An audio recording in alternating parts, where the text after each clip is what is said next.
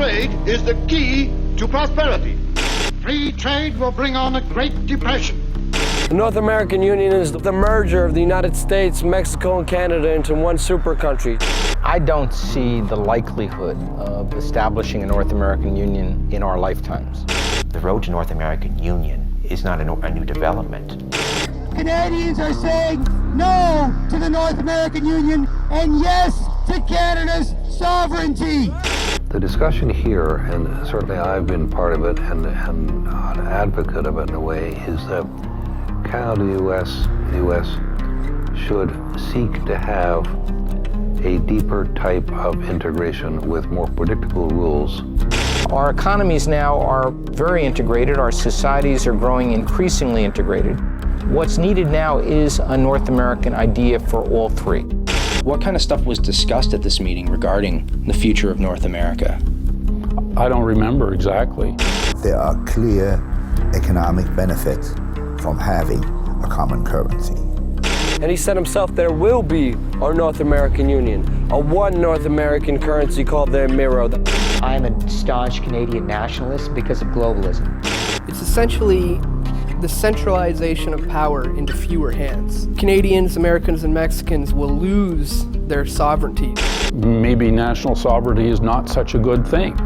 I don't buy into the conspiracy theories around meetings. Do not be embarrassed. Do not be shy. Who cares if they call you conspiracy theorists? This is the truth. You get political change of fundamental nature of this sort only if you have a real big earth-shaking event. It's not going to stop with the North American Union. It's going to be one further step along the road to one world government. One world government? Yeah.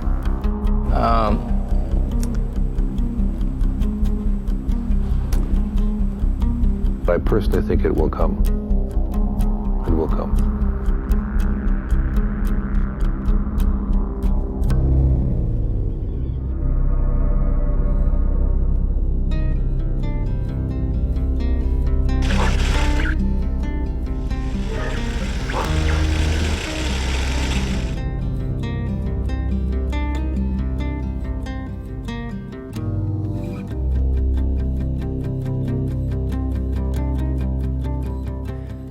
In your time serving as the Canadian ambassador to the United States and subsequently helping forge the free trade agreement between Canada and the U.S., did you ever discuss the possibility of creating a North American Union that would be much like the existing European Union? No, that was never discussed, no. I think this was seen when it was launched by the Mulroney government in 1985. It was seen as a trade agreement. We didn't even talk of it at that time. The government did not want to talk of it at that time as a free trade agreement. It was seen as a comprehensive trade agreement with the United States, not with Mexico or any other partner. It was bilateral in concept. As time went on, we began to talk about it on both sides of the border as a free trade agreement. But there was never a notion, to my knowledge, anywhere in the system up on top or in the bowels that thought of this as a North American Union. After the free trade agreement was signed in 1989 and came into force, the United States and Mexico decided that they wanted to have a similar agreement. And they proposed negotiations on a bilateral basis between the two countries to have another FTA of their own. Canada was concerned about that because we felt, among other things, that it could be a painful experience if Mexico, for example, were able to get a better deal than we did, or get concessions that we didn't, in order to protect our interests. And they were actually going to model their agreement on the Canada-US agreement. It was going to be a Canada-US agreement, whatever add-ons they could put, or adjustments. So we said, well, we want to be part of the negotiation. So then NAFTA came into existence, and you had there for the first time the notion of trilateralism, or a North American continent. One has to look at what has been the effects of these agreements.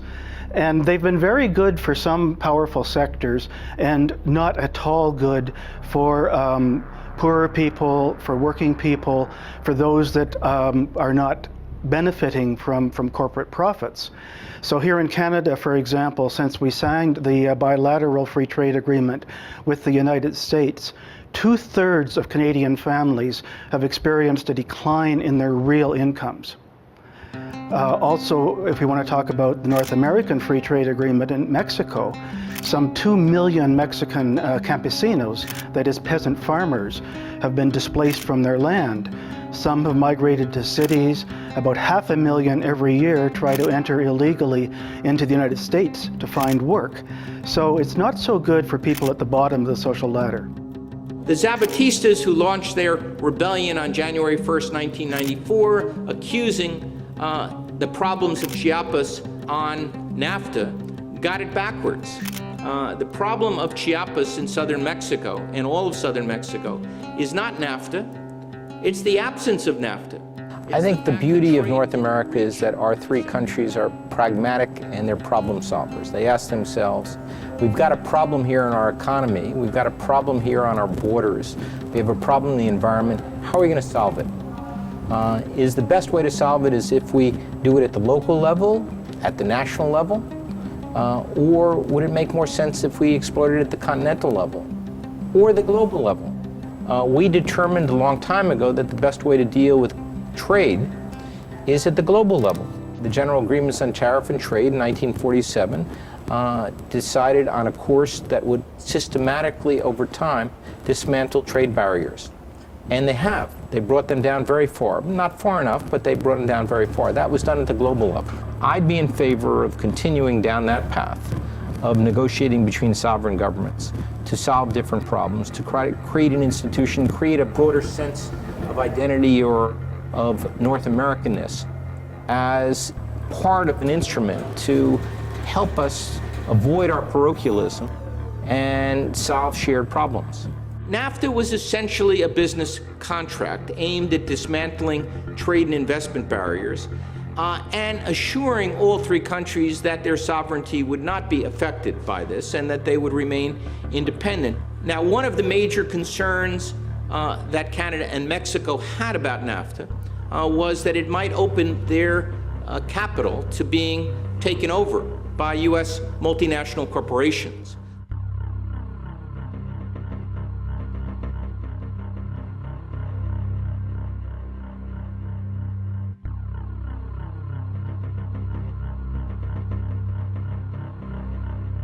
If you are a large corporation and you are given national treatment with any country, meaning as a corporation, even if you're a foreign corporation, which most of Canadians, Canada's primary corporations are foreign controlled these days, that you're given the rights of a citizen in that nation with the powers of a citizen.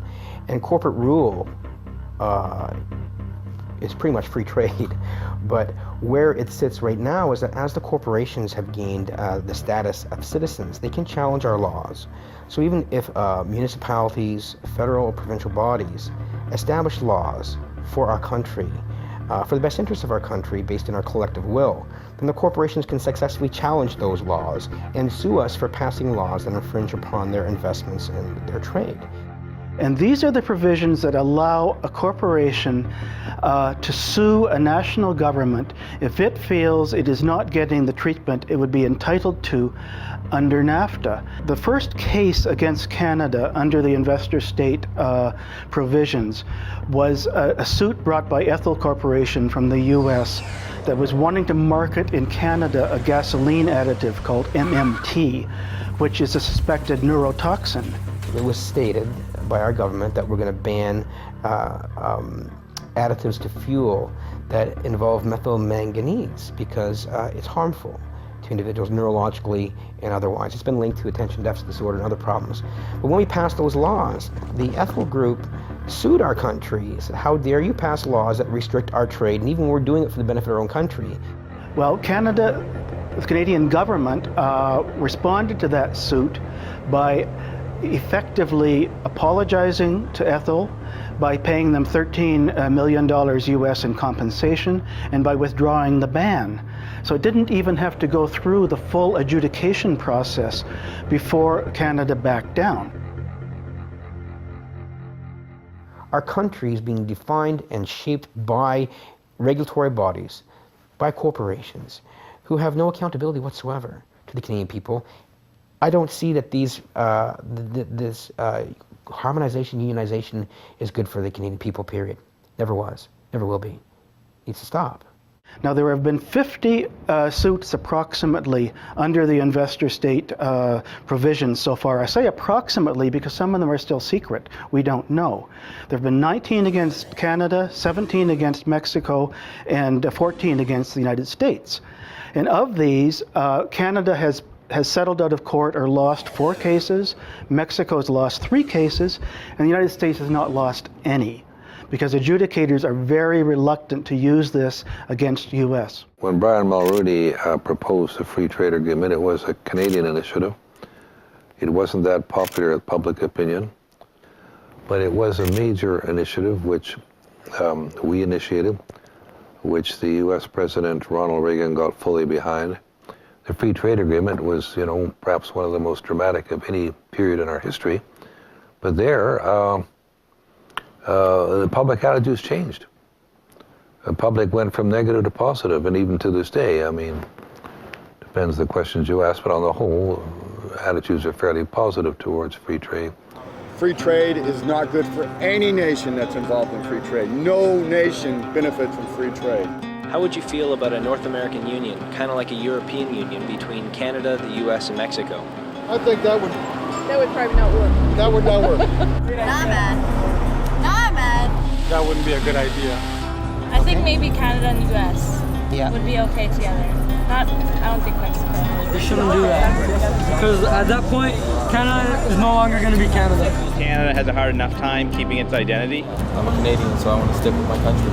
I just can't see that being favorable for Canadians in any way, shape, or form. We're still under British control partially, so we can't really. So that wouldn't happen. Like, I wouldn't like it anyways. I thought they've been trying to do that for years. Okay, you think it's a good idea? Go ahead.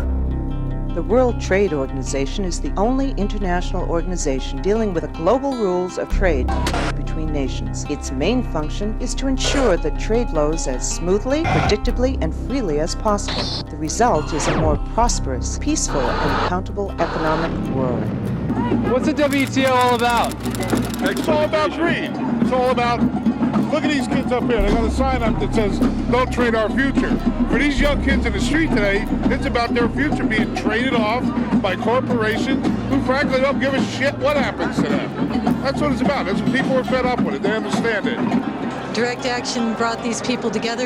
Many of them on the street I've talked to have never been in a direct action before. They feel very empowered. They're starting to understand that people can be empowered and take charge of things themselves, and direct action is perfect for getting people in that role to take charge over their own lives. We'll never be divided. Together, united, we'll never be divided.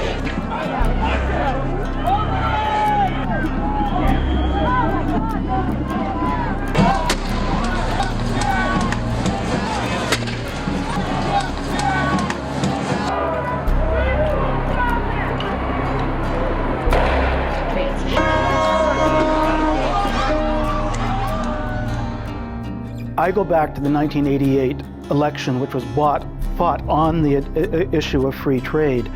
And the opponents of free trade actually won the majority of the vote. The Mulroney government was elected with a minority of votes. At that time, we had a high level of participation from all sectors of society.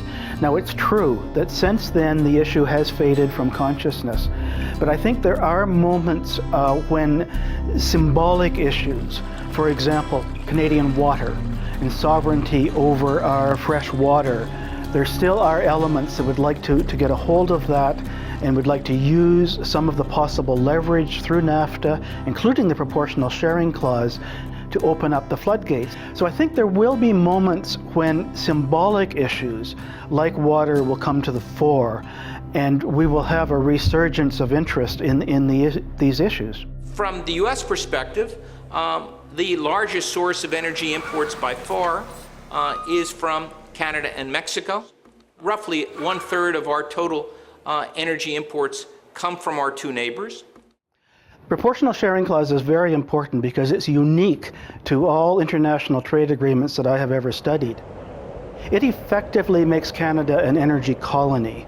What the clause says is if Canada were to take measures to conserve some of our non-renewable hydrocarbons, natural gas and petroleum, if we take those measures, we still have to export to the United States the same proportion of our oil or gas exports that were sold over the previous 3 years. What if Canada wanted to preserve 10% of our petroleum production for future generations and for conservation purposes? Well, when you work through the numbers and you find that we're obliged to sell the U.S. 2/3 of the petroleum we produce, the effect of applying the proportional sharing clause could actually mean there would be shortages to meet the needs of Canada. Canada is a great multicultural, multilateral country. We need Canada's leadership and ingenuity to develop new commissions or organizations whose purpose is to graft a North American vision onto the landscape and push forward for North American policies and institutions as well. So I hope that Canada sees within itself the capacity to have a big effect and to take the lead. And if it took the lead and worked closely with Mexico, my guess is the United States would be very agreeable to that. They don't really need the money. As you can see, housing is natural material.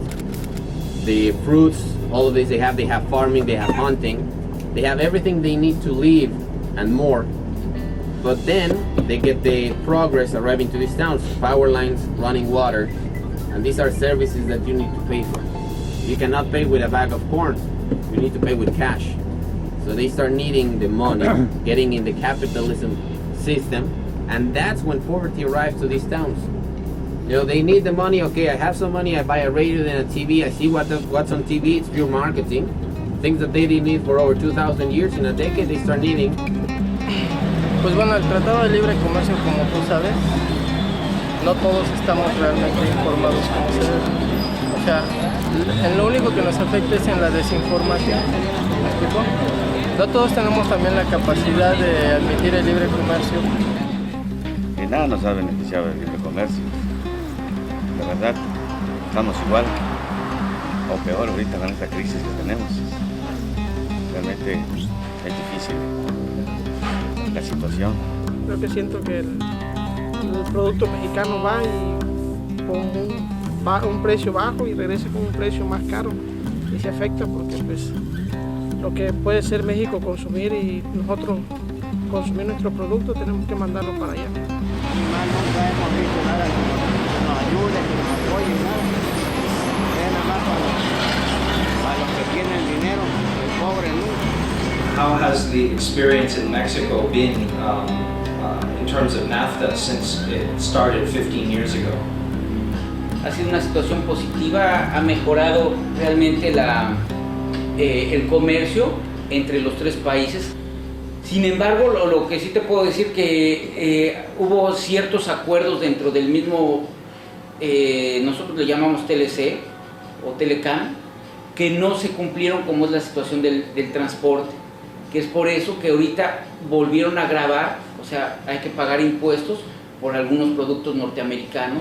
No estamos informados al 100% de qué se trata el libre comercio. O sea, si a nosotros nos informaran como comerciantes qué vínculo nosotros tendríamos con el Tratado de Libre Comercio, sabríamos realmente de qué se trata o qué lo compone al 100%.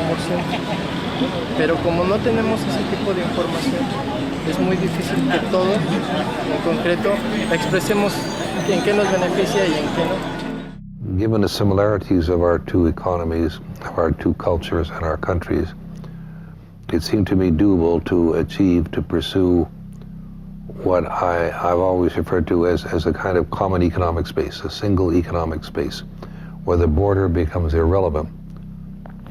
I think Mexico could become part of it,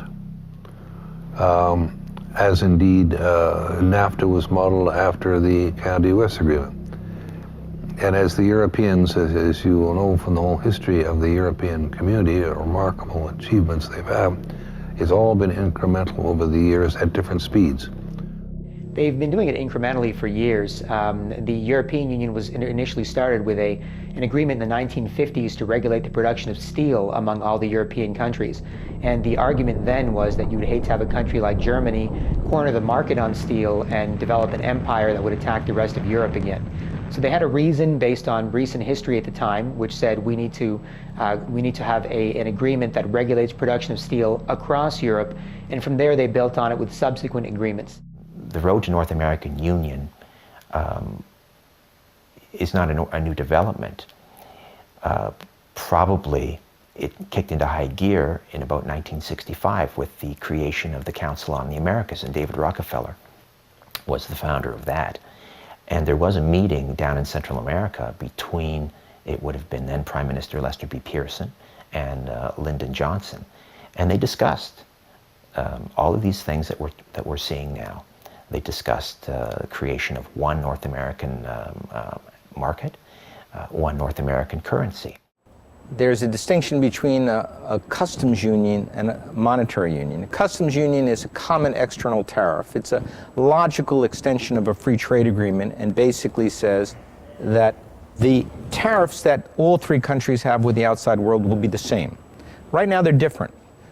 Theoretically, we have no tariffs between our countries, but on the perimeter of our countries, we utilize different tariffs. That proves to be extremely inefficient and costly for our own commerce, because everything has to stop at our regular borders to see what amount of the content was made in North America and what was outside. So it's a self-defeating proposition.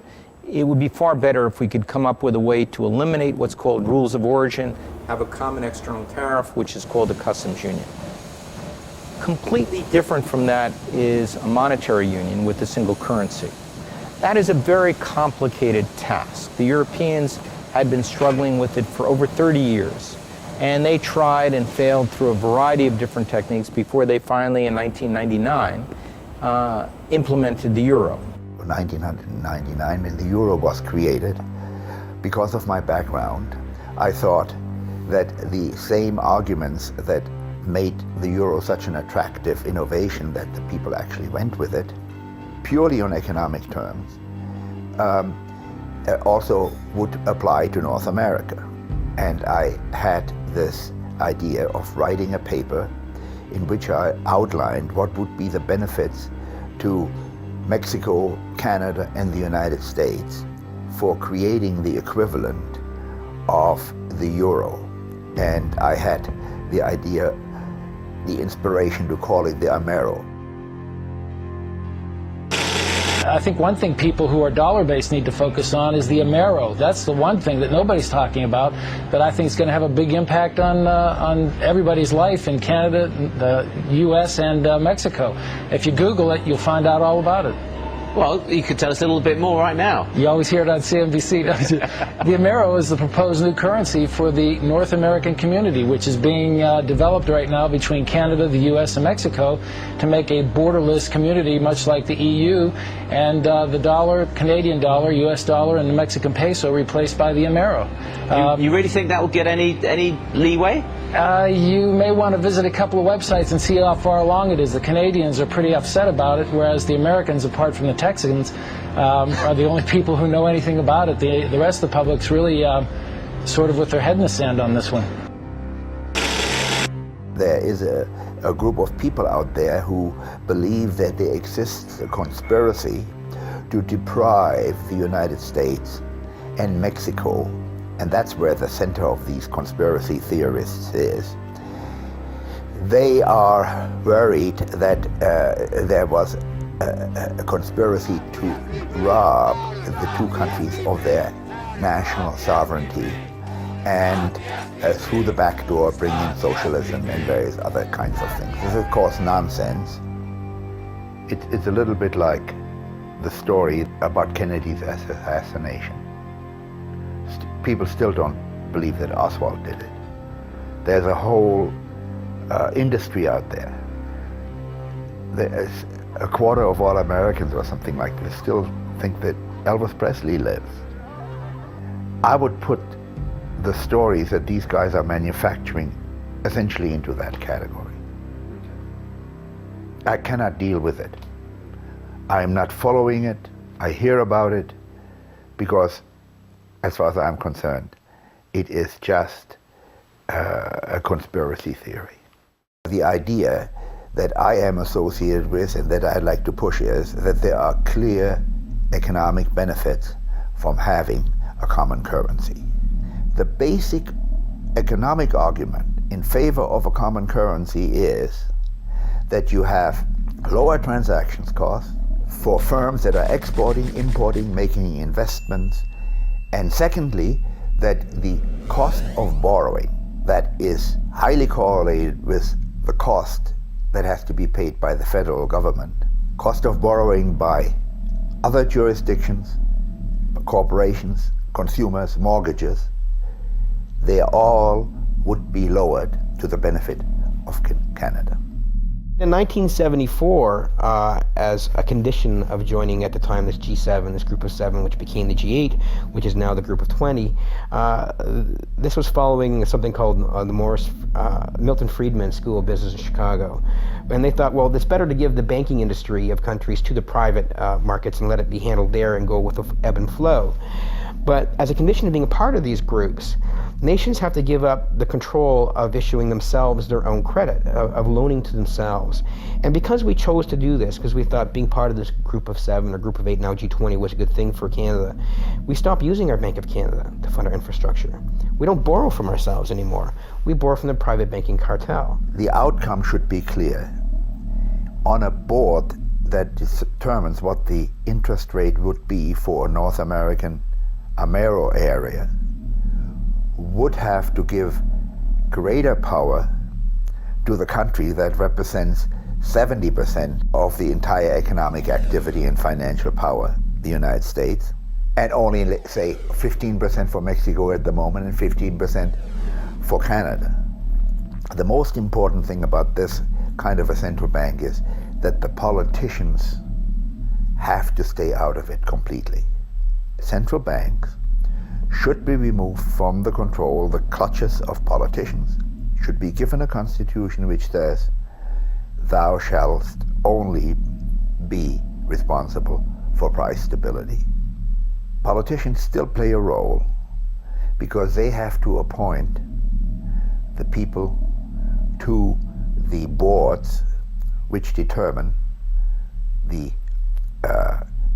day-to-day policies which in the end are supposed to have the outcome of price stability. To give up this right to lend to ourselves is absurd, because what has happened? We've gone from an $18 billion deficit to up to a $588 billion deficit, of which about 95% of that is compound interest. And money, we're paying interest to who? Well, there's no person out there who has a Canadian flag, lives in Canada, who we pay $60 billion in interest, both federally, provincially, and at the municipal levels too.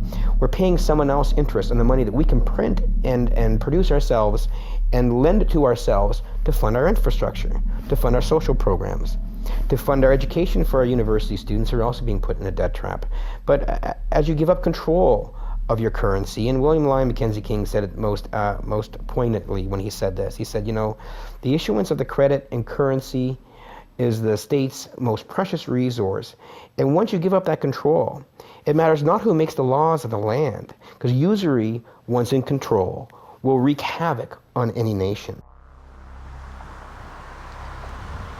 All right, ladies and gentlemen, here we are at the Federal Reserve. As I said once before, this is the very institution that is highly responsible for bankrupting America and essentially enslaving the world under a perpetual debt system.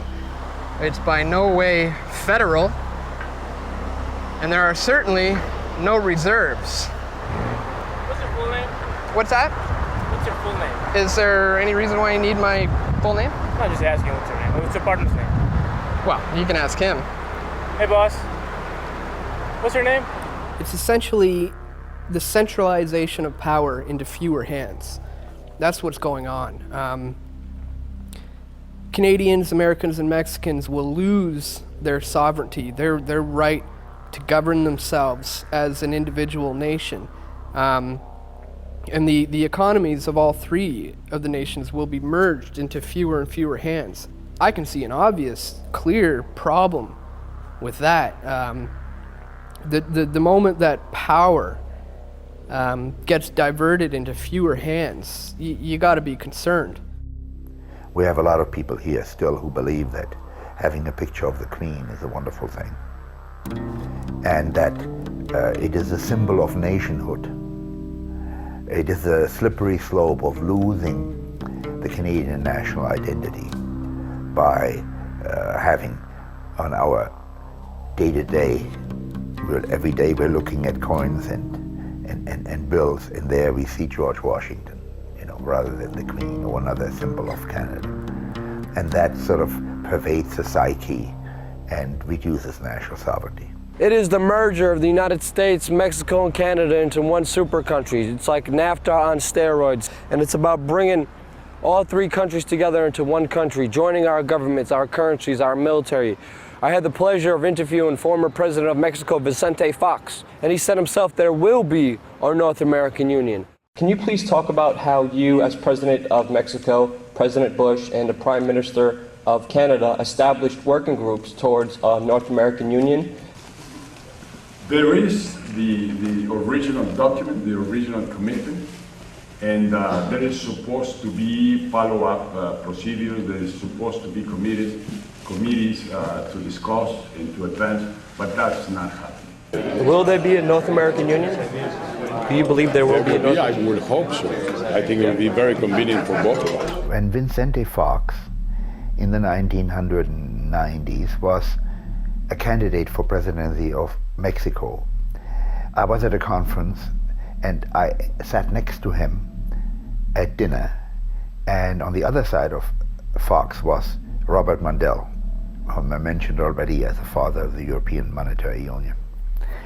And we impressed him, obviously, with the idea that there would be great benefits for Mexican economy from this. He had no difficulty accepting it because he was a successful businessman before he became a politician. He was the president of Coca-Cola Mexico.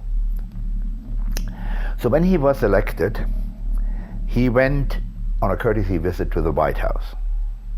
And the press release at that time said that he raised with President Clinton the idea that we should push forward on a North American monetary union. It was said that he did the same thing when he got to Ottawa and talked to Chrétien. We have had opinion surveys which showed that the idea of a common currency with the Americans and Canadians is totally unacceptable to Mexicans for nationalistic reasons.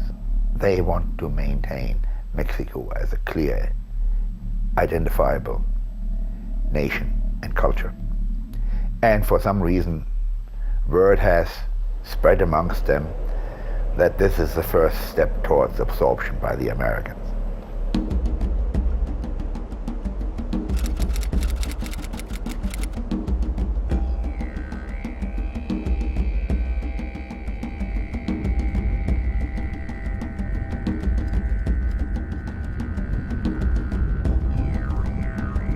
So you say you've heard about the Amero currency? Mm-hmm. Where did you hear about it? I read in the newspaper 2 months ago.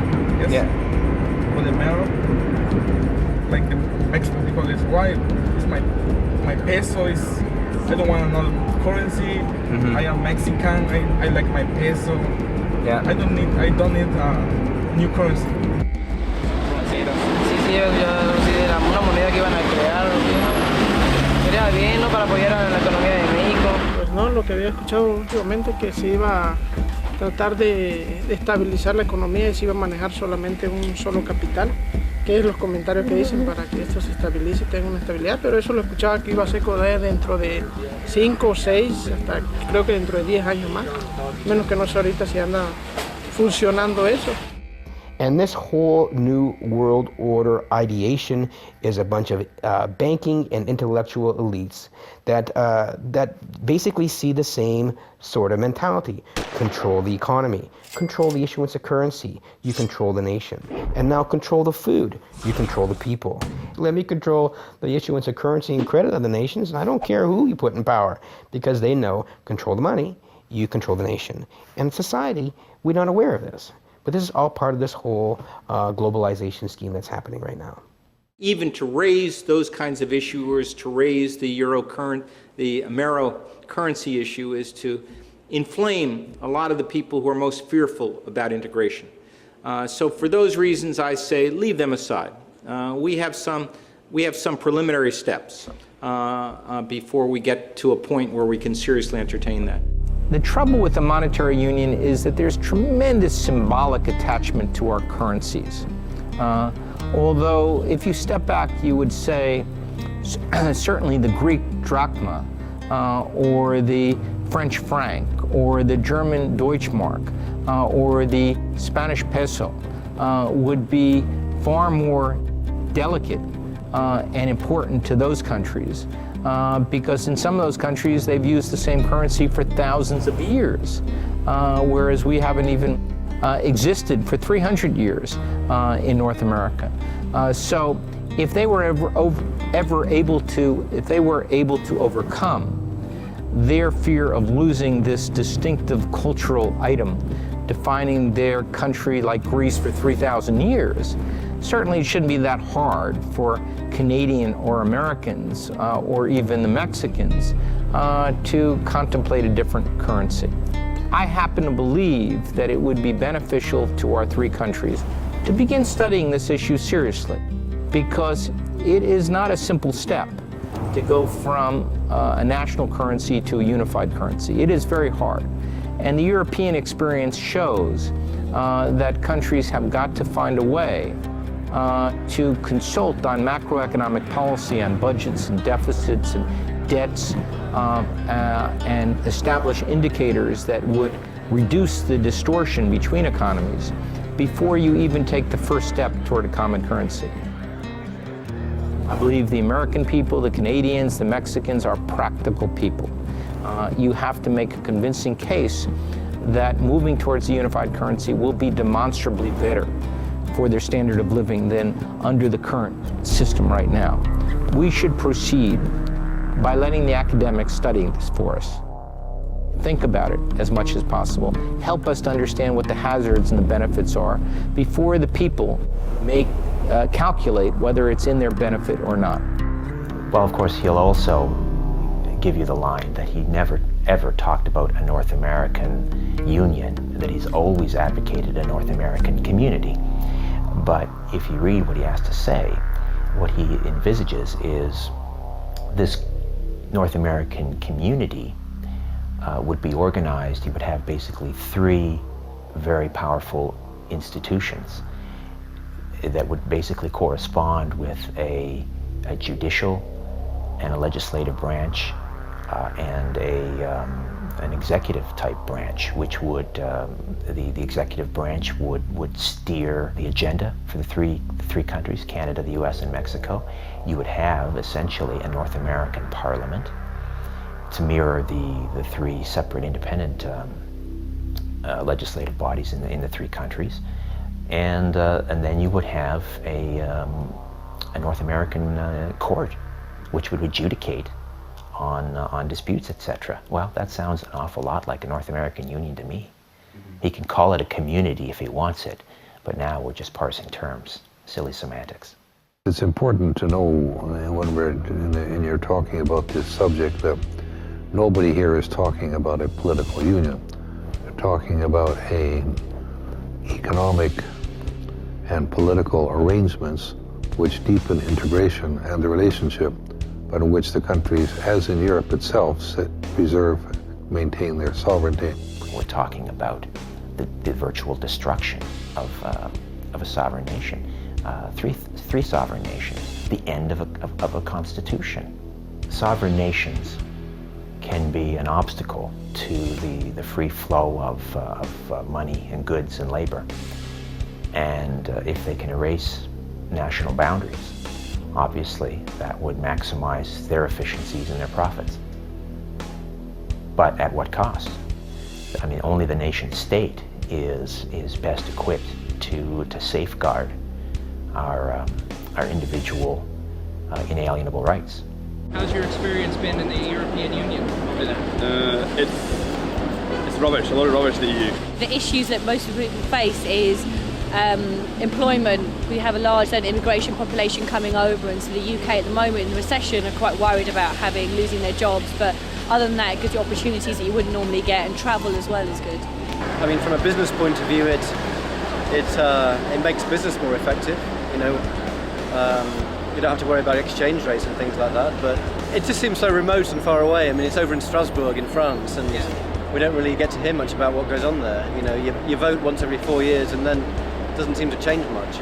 Everything is more complicated and bureaucratic, and you got all these like strange laws that maybe apply in France, for example, that in Scotland they're completely irrelevant, and it just makes life more difficult. It's a process of harmonization, because you have different social systems, different currency, different quality of life, and I think it takes, in this case, maybe 40 years if you have a democratic process. Sovereignty as a concept was born in Europe. It was created in Europe. They created the nation state. The Europeans invented it. And through the colonial empire, they went globally, and then they passed the sovereignty notion on to the rest of the world. The Europeans have thrown sovereignty out the window. Well, the Canadian Council of Chief Executives is an organization whose members essentially are the 150 CEOs of Canada's largest corporations. I think we've seen the concept of national sovereignty eroded in a whole variety of ways. And while it's an important concept, you know, it's compromised by the Geneva Convention. It's compromised by every treaty that any country enters into. It's compromised by the Charter of the United Nations. It's compromised by the human rights laws.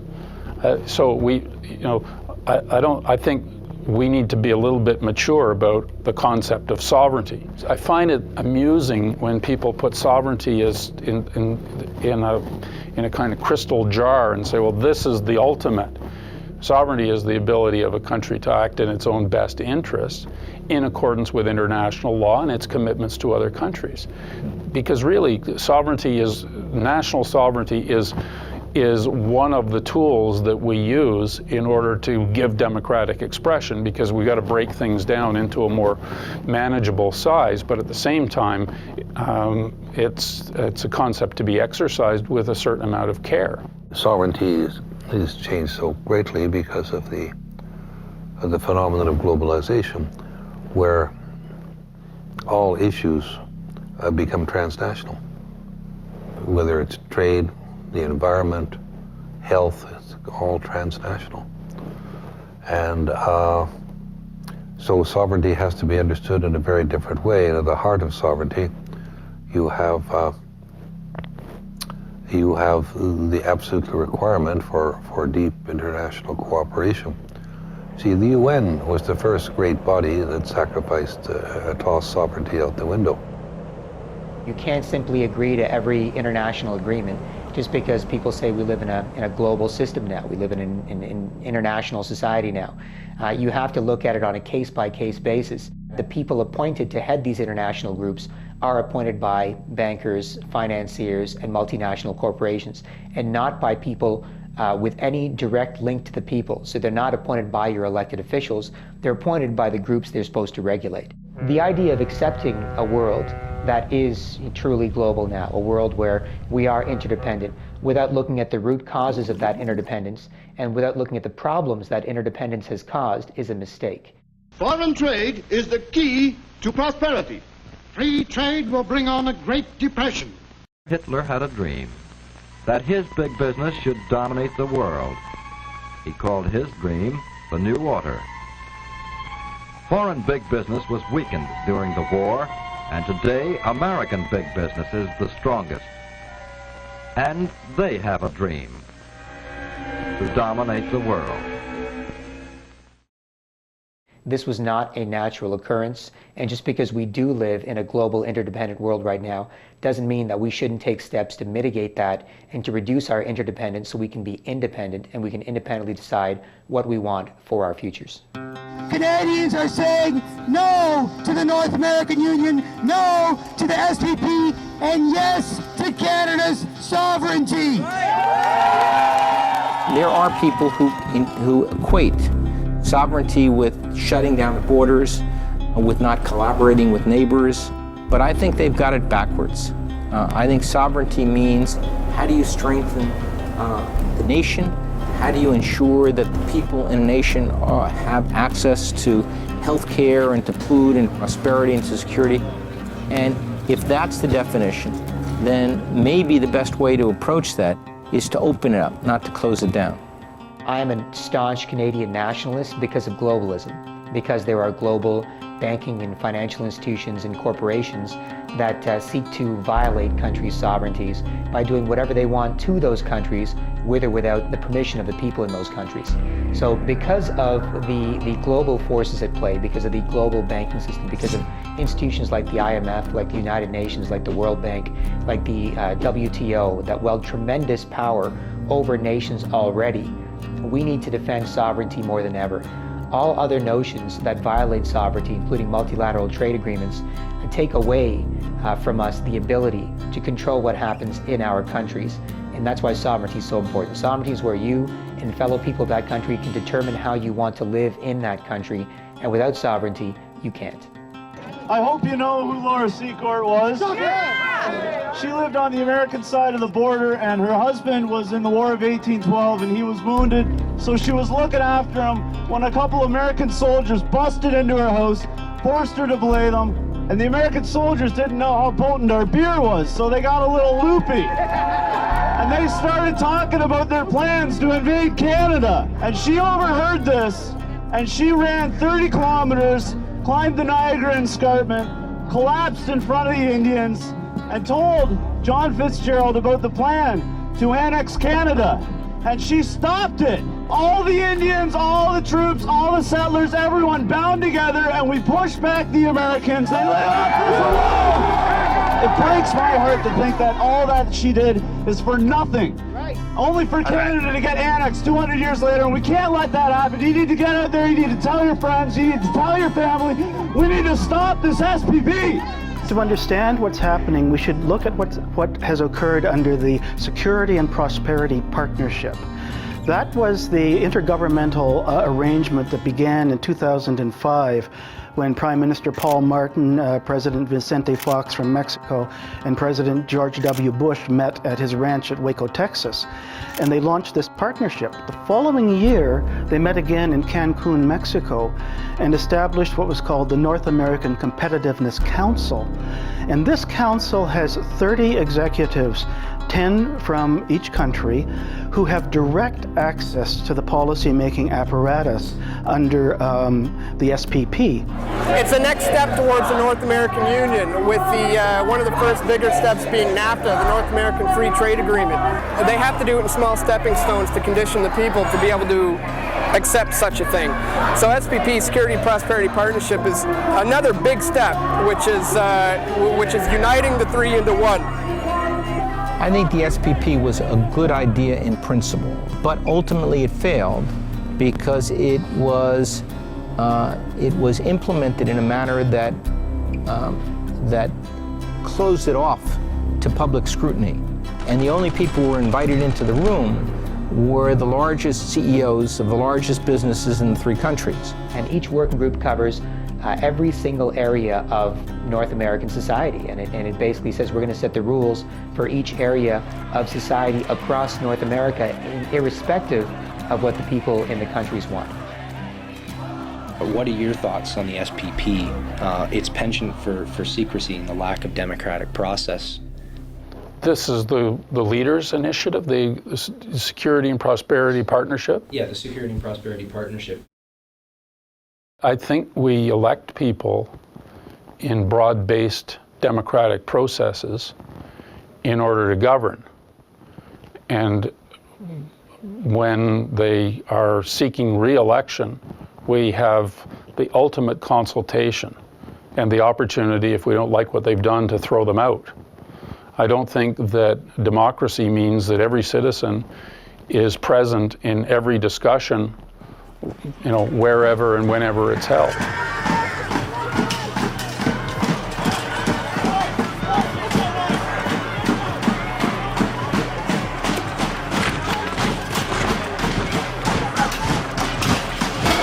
This is the destruction of Canada, what's going on right now. Look behind me. This is the end of it. The end of our sovereignty is what's happening.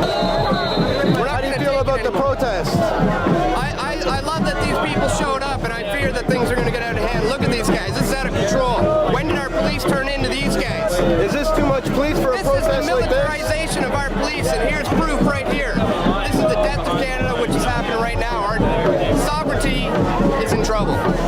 What happened in Montebello was the people in 2007, in August, in Montebello, Quebec, were fed up with this 2.5-year-old trade deal going forward and merging every aspect of their society and harmonizing the regulations to the lowest possible standards according to what corporations want.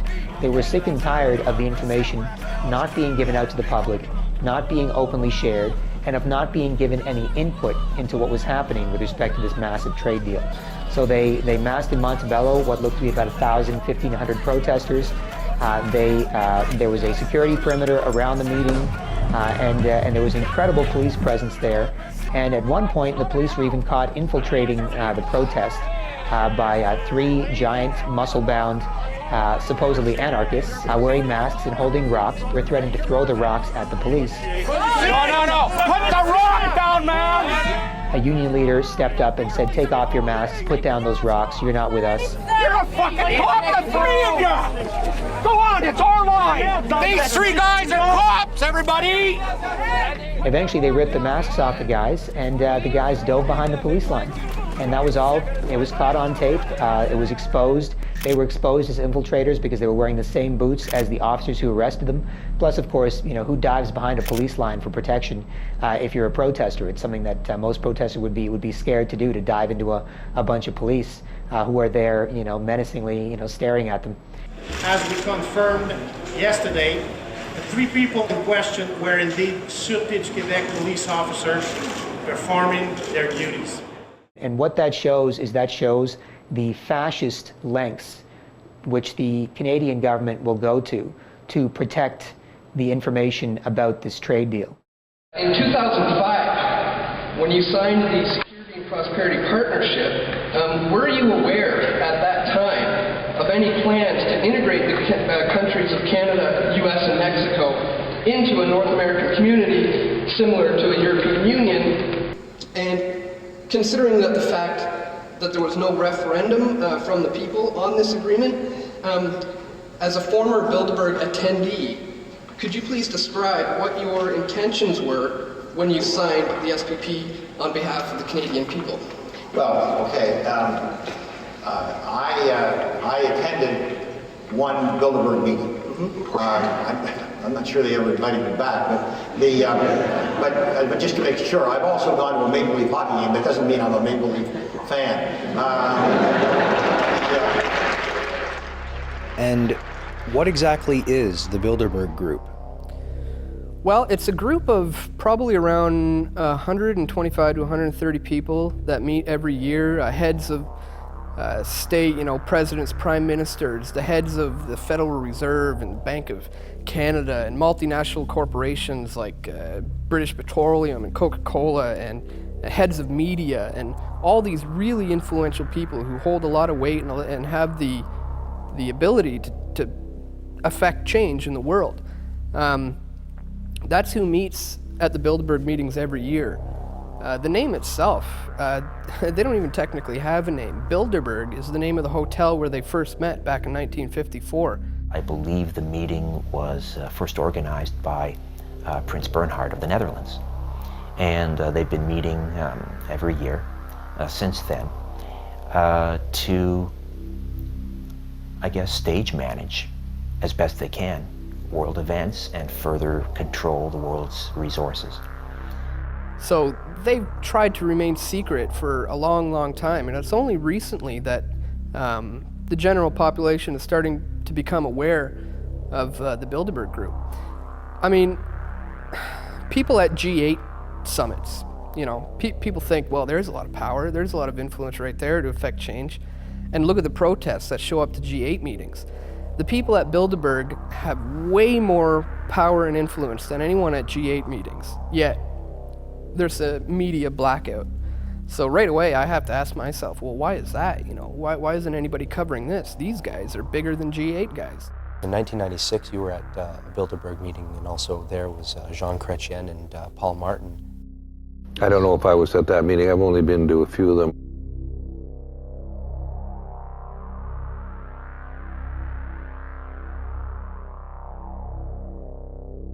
Bilderberg and Tralala are not really think tanks. They're simply individuals who get together who are from business, the political world, the media, others, and discuss ideas.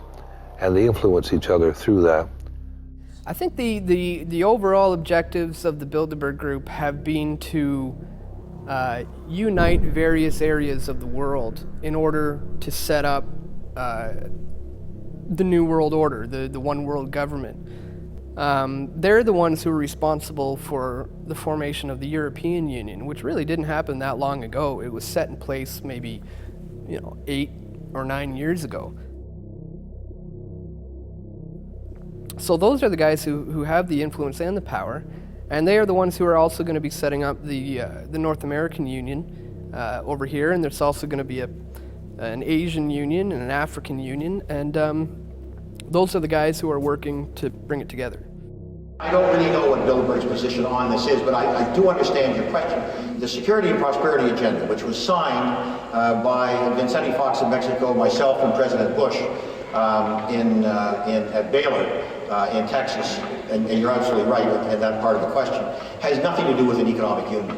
What it really was that Fox and I both said, Fox because of immigration, me because of Mad Cow and because of softwood lumber, essentially said, look, there are a number of items which are violating the spirit of NAFTA. They're not violating the letter of NAFTA, but they're violating the spirit of NAFTA.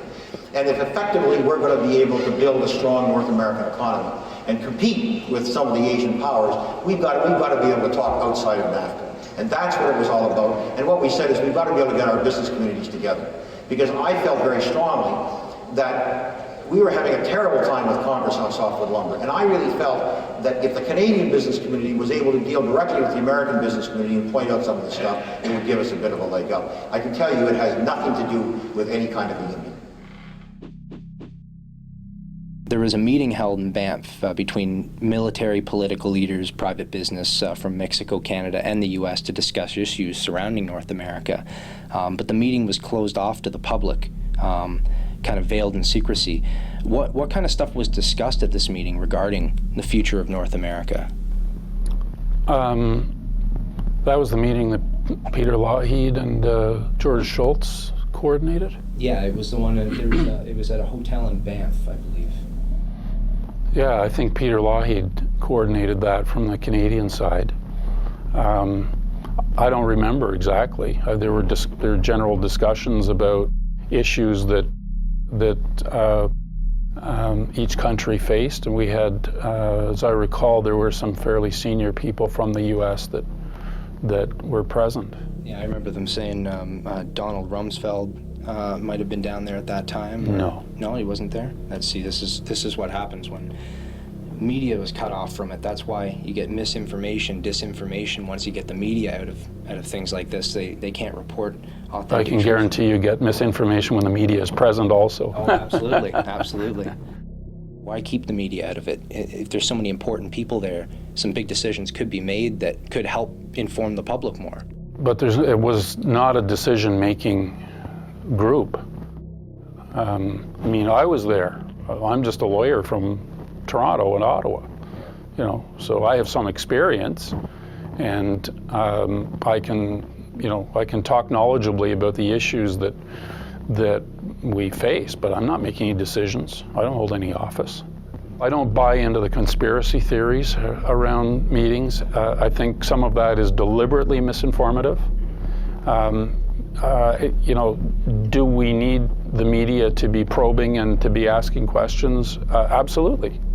And there's no doubt about that. Can you have meaningful, productive meetings with the media present? Sometimes. Sometimes you don't, you know, if the media are present, you don't have a meeting. So, you know, you just have to, you have to do things, you know, with a certain practicality to it.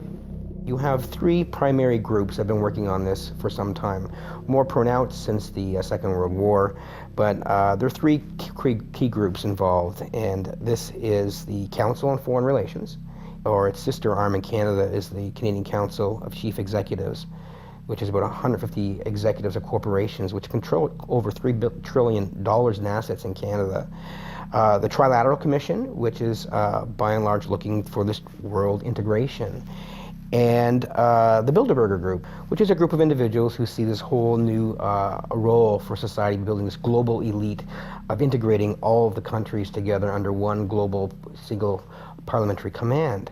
So a new world order is being sold to the populace as being something that's good for us, for our own security and our own prosperity. It's not been voted on.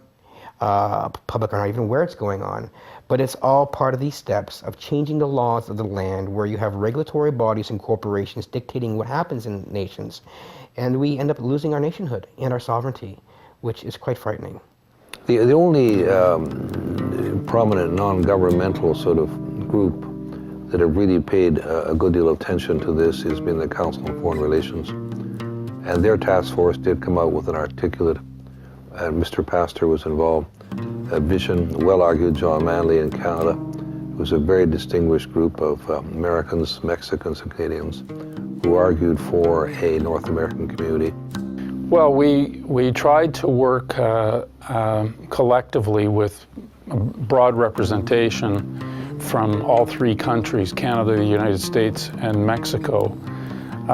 We were looking at really NAFTA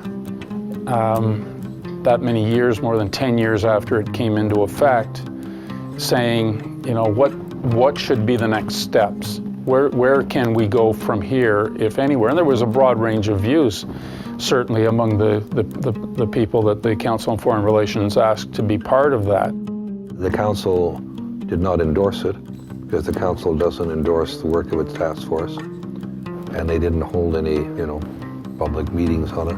But it was, they I think, went beyond anything that has been occurred in the Trilateral or Bilderberg in analyzing the merits in this paper they produced in this task force. I think that we struggled a lot with this basic question. I mean, do you want to be, you know, bold and brash? Do you want to be incremental? Do you need a common view for all three countries? Can there be a common goal, but moving at different speeds? And you know, we tackled a lot of those issues. We tried to make, I think, a contribution to the direction that countries might go. At the end of the day, has a lot been accomplished? Not really. But, you know, sometimes these things take time to bear fruit. What are your thoughts on a North American union between Canada, America, and Mexico? I don't know. I think with the free trade agreement, we pretty much have that right now, don't we? So there's no point, you're just going to change the name. It's the same thing already that we have. Well, I don't agree with it. I mean, we've already got the NAFTA agreement with Mexico and the United States. Pienso que es una relación que nos afecta pues a toda la comunidad mexicana. Pues yo pienso que primero se tendrían que establecer claramente en qué nos beneficiaría y en qué nos afectaría.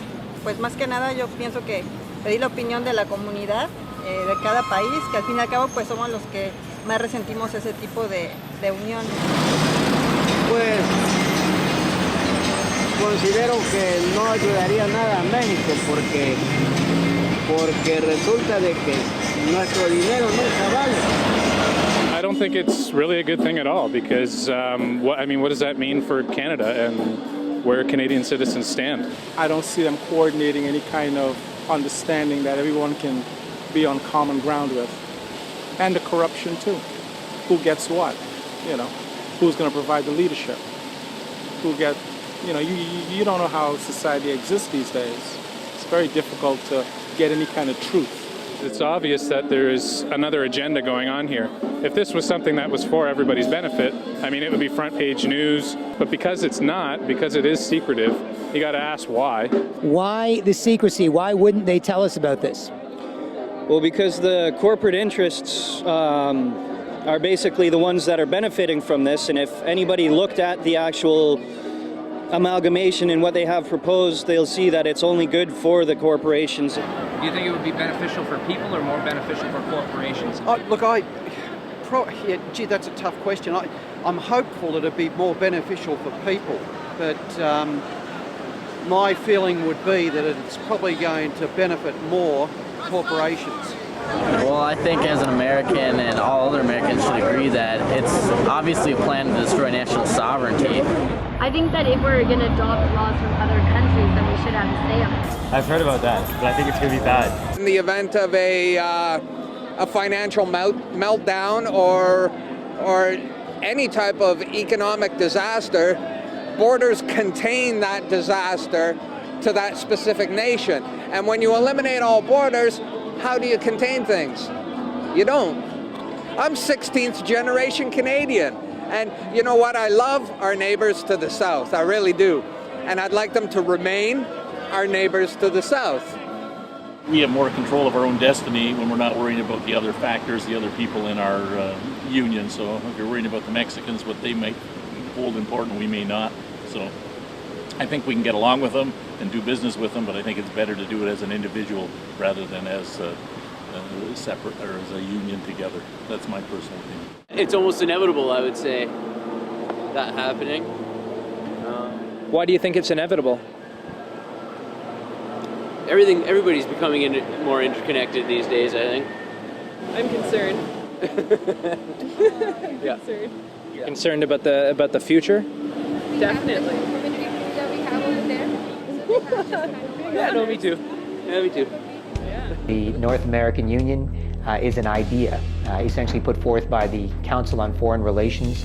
They wrote a document called Building a North American Community, and they're a think tank of about 2,000 or 3,000 of the business and political elite in the United States who have common interests.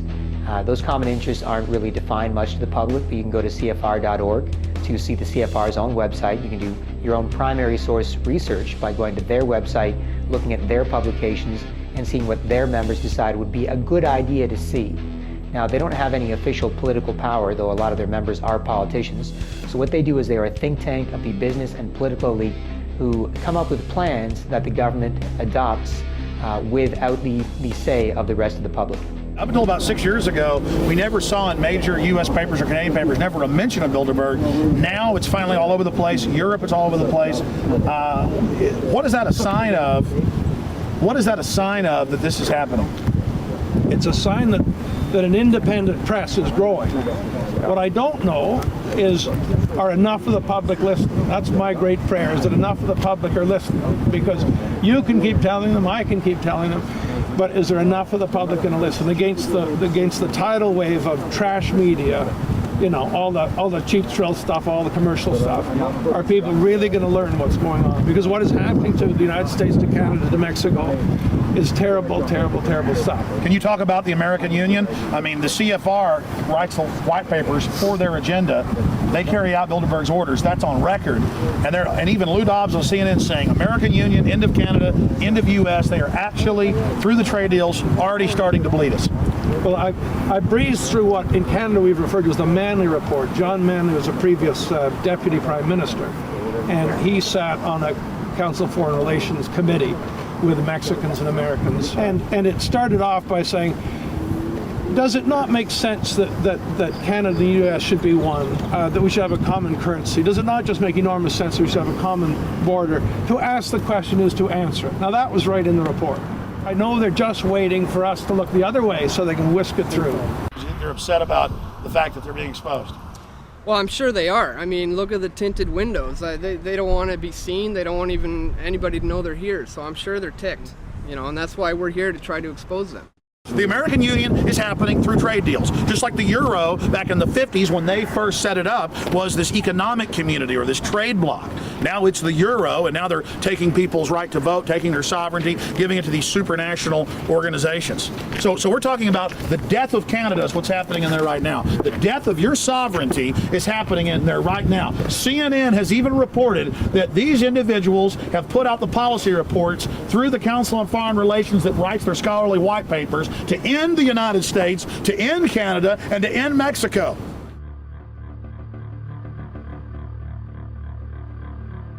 What is biometric identification, and how would this be applied in North America? Well, biometric identification is using the characteristics which are unique to each individual as a means of identifying who they are. And we currently use it between Canada and the United States as part of the Nexus program, where we have iris scan identification. So at airports, if you're a holder of a Nexus card, you can go and put your eye in front of a machine, and it reads your iris and it spits out a card saying who you are. And you can use that with your customs declaration form. So it's just a means of certain identification. There are different ways of doing that, but that's an example of one. That was kind of the thing that people mentioned. They said, you know, this is one more step towards an Orwellian state of everyone being on a database or something like that. I've got news for them. They are already on a database. Oh, really? They are. Which database? Well, have they got a credit card? Yeah. Well, they're on a database.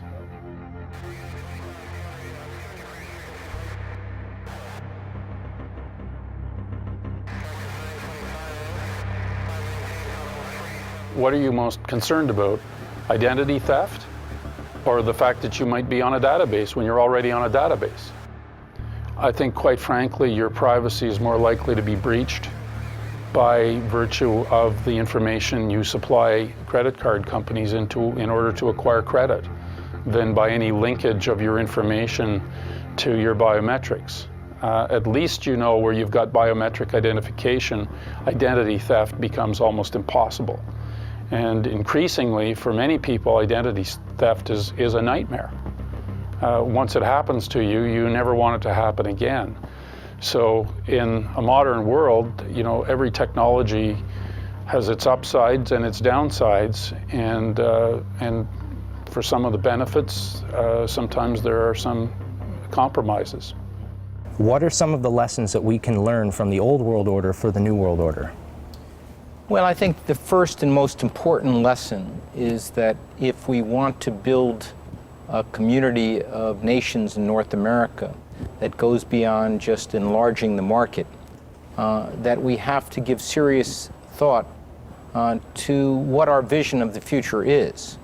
And more importantly, how all three countries that are quite independent and sovereign ought to relate to each other in a modern 21st century world. Our economies now are very integrated. Our societies are growing increasingly integrated. What's needed now is a North American idea for all three. An idea that not only defines our shared history, but a shared destiny. If we are to progress together and collaborate in a new way, it's also important for us to develop a sense of being something larger, a sense of being part of North America. Right now at the elementary school level, we by and large learn about our country and about how we differ from our neighbors and the rest of the world. I think it's time now to also learn, in addition to how we differ, what we share in common. And what North America is as a whole. It's more than just a geographical expression. I think that students should have a mandatory part of their curriculum that not only teaches them about their country, but also about their country's place in North America. I think from the elementary school level, the secondary, the university level, you can develop on that foundation a great deal more knowledge about what we have in common, about the problems that we share, about strategies for addressing those problems. And so right through university, we should have centers on North American studies that research and examine these questions and help all of our peoples know more about each other than they currently do. Frankly, Mr. Ambassador, we lack the trained men who would be able to plan and implement operations in an area we think is vitally important. Because of this, we are also requesting that your team of advisors include a senior officer who is thoroughly experienced in psychological operations. Very well, sir. I think we can provide you with an expert on the subject. He is concerned with its people, their way of life, their religion, their culture, their sense of national identity, or lack of it. He must know the people of Hostland, for their minds will be his primary objective. He reviews the psychological objectives the United States hopes to achieve in Hostland. Once the people start to consider themselves as a national group, acceptance of their government tends to increase, thus making penetration by subversives much more difficult. Psychologically, the people must be convinced that if it were not for the insurgents, these restrictions would not be necessary, and that when insurgent activities cease, restrictions will be removed. As the people are affected by the program, so the program is affected by their changes in attitudes. A successful PSYOP program will make them perceive things from the desired viewpoint. What thoughts will pass through his mind? What images will he see? What factors will push him in one direction or another?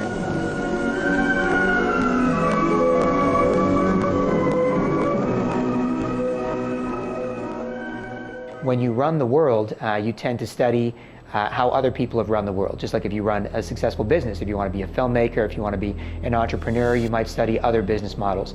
The people that currently run the world studied how the people before that ran the world and now want to create a scientific dictatorship. And that means they want permanent and total control over the world forever, so they never have to worry about revolutions again. So oligarchies have always been worried about revolution, always been worried about the people revolting.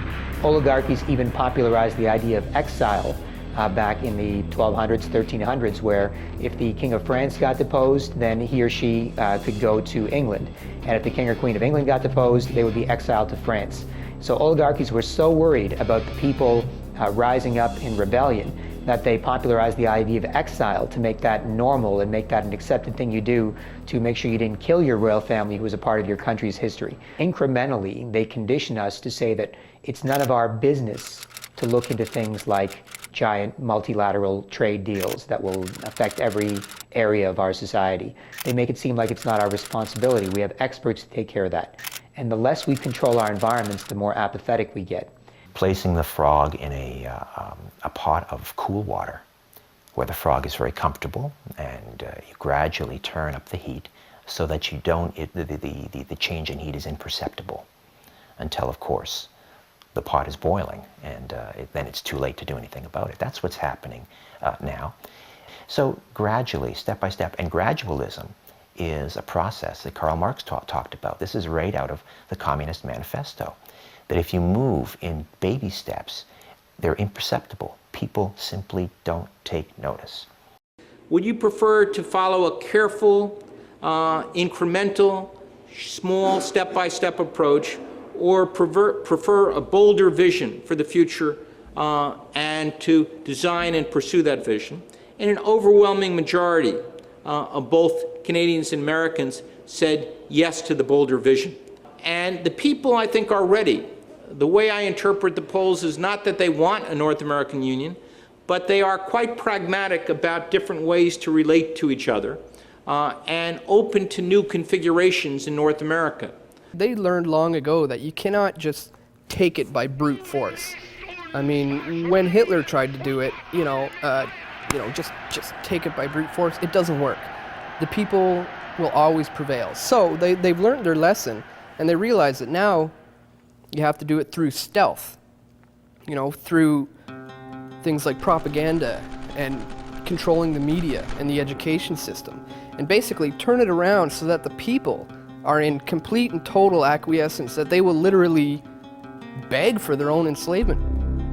by doing incrementally these changes in our laws and our land, then one day we'll all wake up and say, oh, that's just the way it is. But it was not supposed to be that way. You can come across a border with an army with all of your military machinery, and people say, oh my gosh, we're being attacked. But right now we're being attacked, but incremental changes is a way that people don't see that the arrows and bullets and guns and cannons are blazing at us, and we don't recognize that. So most people aren't aware because of what they've learned from the media and what they learned in school.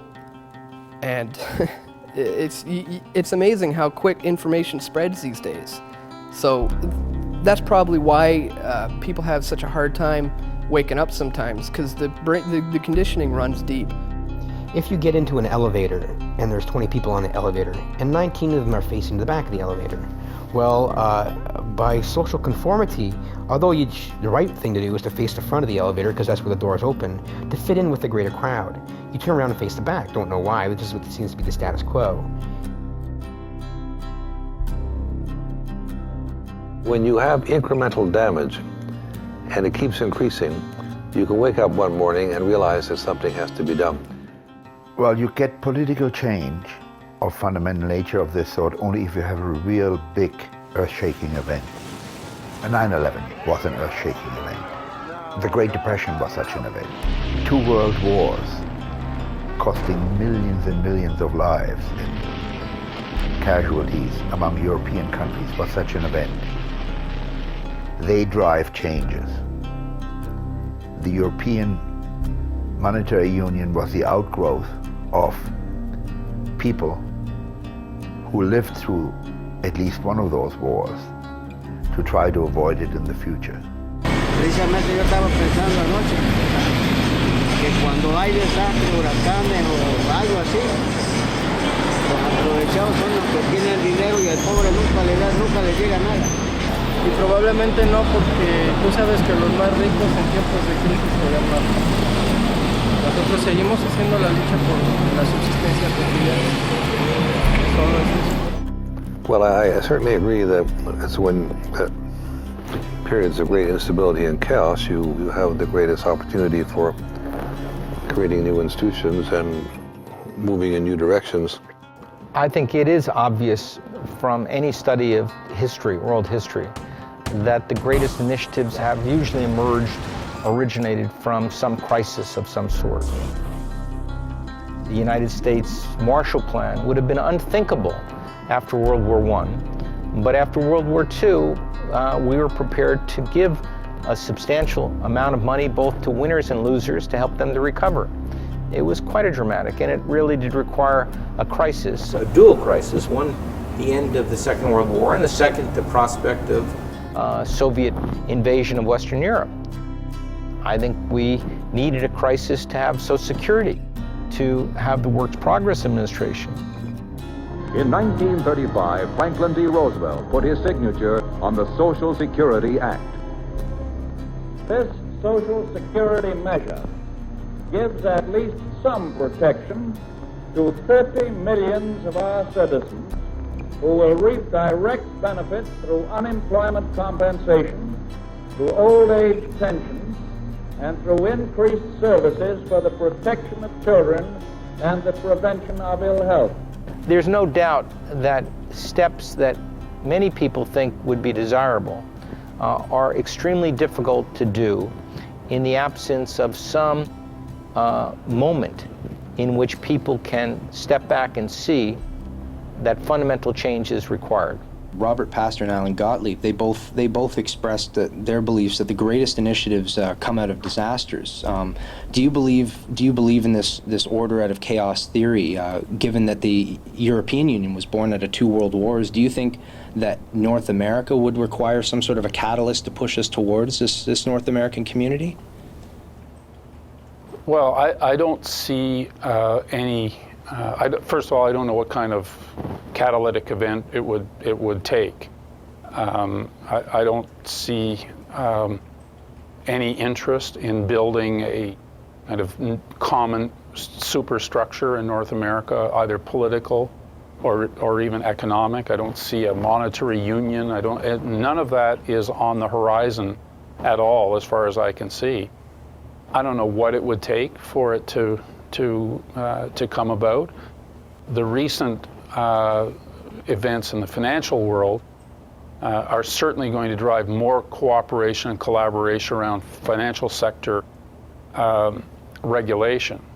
If, as part of your goal, is to integrate economies, we call it deep economic integration, and integrate their economic structures, then countries don't want to give up their economic structures freely. And if things are going well for the people, then they say, well, thank you for offering us this Amero or North American Union or one common currency across the North American continent, but we're happy with where our economy now, we're happy with our own currency, and we don't need any help right now. But if you throw a man or a country into quicksand, and then all of a sudden they'll clutch at straws, and the straw that they'll clutch at, you already have for them, but they won't reach for it unless you create the crisis and put them in there. I agree with many people who say, well, the idea for an Amerigo is just fantasizing because there simply is not the political will that existed in Europe. And I say, that's right. I fully agree. But as an academic, I'm supposed to be thinking ahead of what can be done, what should be done, rather than just always accepting the current situation as it is. If you want to move a population as a whole and galvanize their common thinking as a one galvanized response, and we all agree this, then they give you their will freely to go take them to where you already want to go. If you throw them in that quicksand and then you pass them that straw, and a drowning man will grab at anything, and they're drowning us. I've been paid very generously all my life, being a professor, devoting myself to putting out these ideas. And my hope is that eventually, if there is a major catastrophe, there will be enough people around who will say, well, this may be the time to try out this new idea. Whether this ever happens, I don't know. But as far as I'm concerned, I've done my job of introducing these ideas into the public domain, and now it's up to your generation of young people, the next generations, to see whether it's worth it or not. It's a process that they've been using for thousands of years. It's basically order out of chaos, and the idea that death breeds life. They believe if you can cause enough pain and wars and suffering, then out of the ashes of that will emerge their solution to this problem that they created, which is their solution would be oneness, one world, everything.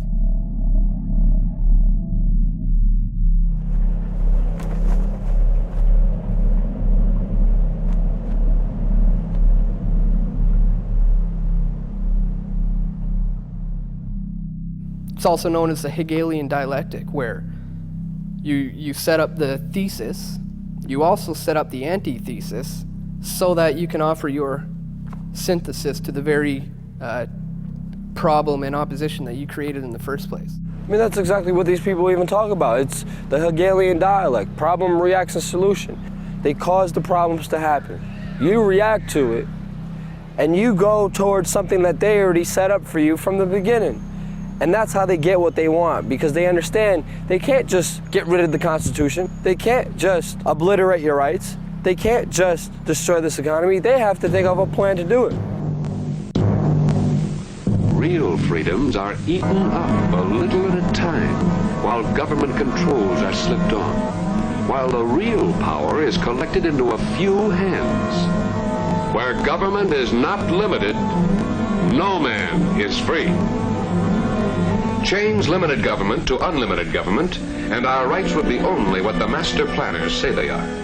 No longer the servant of the people, government would be the master of the people. That's the way to change what we have. Take all power and all freedoms away from the people and collect everything into the hands of one small group with absolute power. 9/11 was one of their plans for a push for a one world government. People saw this outside threat and they ran for the government for help. That destroyed their rights, that invaded countries, that killed millions of innocent people.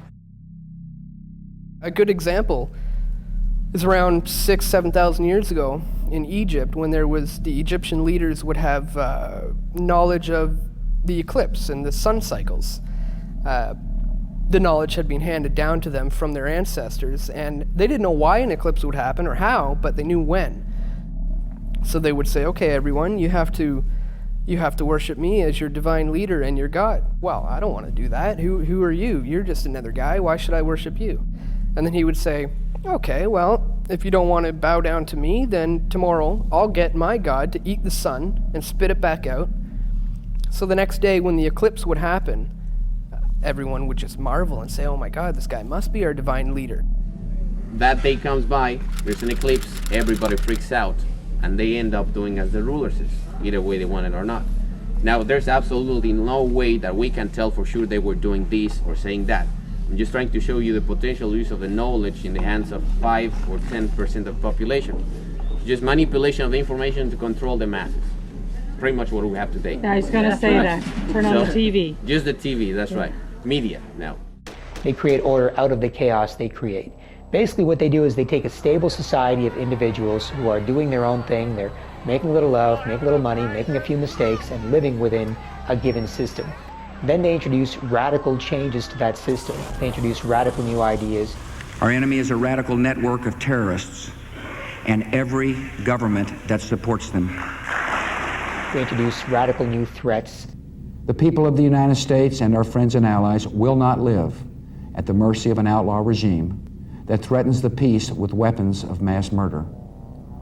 We will meet that threat now with our Army, Air Force, Navy, Coast Guard, and Marines, so that we do not have to meet it later with armies of firefighters and police and doctors on the streets of our cities. And they get all the people prepared to make entirely new decisions and think in entirely new ways that facilitate more plans for more control by the people at the top. You're free, and freedom is beautiful. And, it'll take time to restore chaos and order, order out of chaos, but we will. Create a crisis, terrify the people into going for a solution that you suggest, which gives you more control. It may temporarily keep the people safe, but in the long run, the people don't know that you engineered the crisis, so they trust you even more, and they get habitualized to accept the next crisis and the next move towards more control. You've got to look at who benefits from that, because the people that benefit from that may have engineered it in order to bring order out of chaos.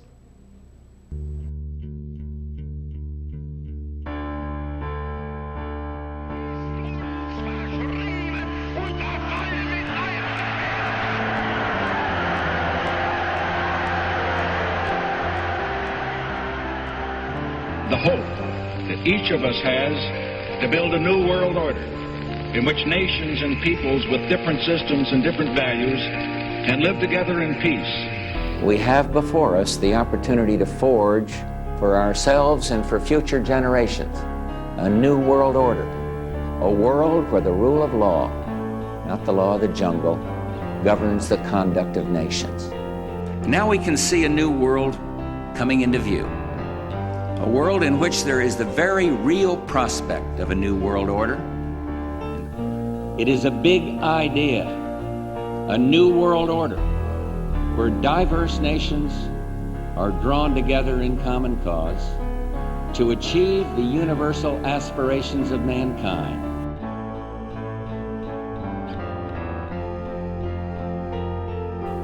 Out of these troubled times, our fifth objective, a new world order, can emerge.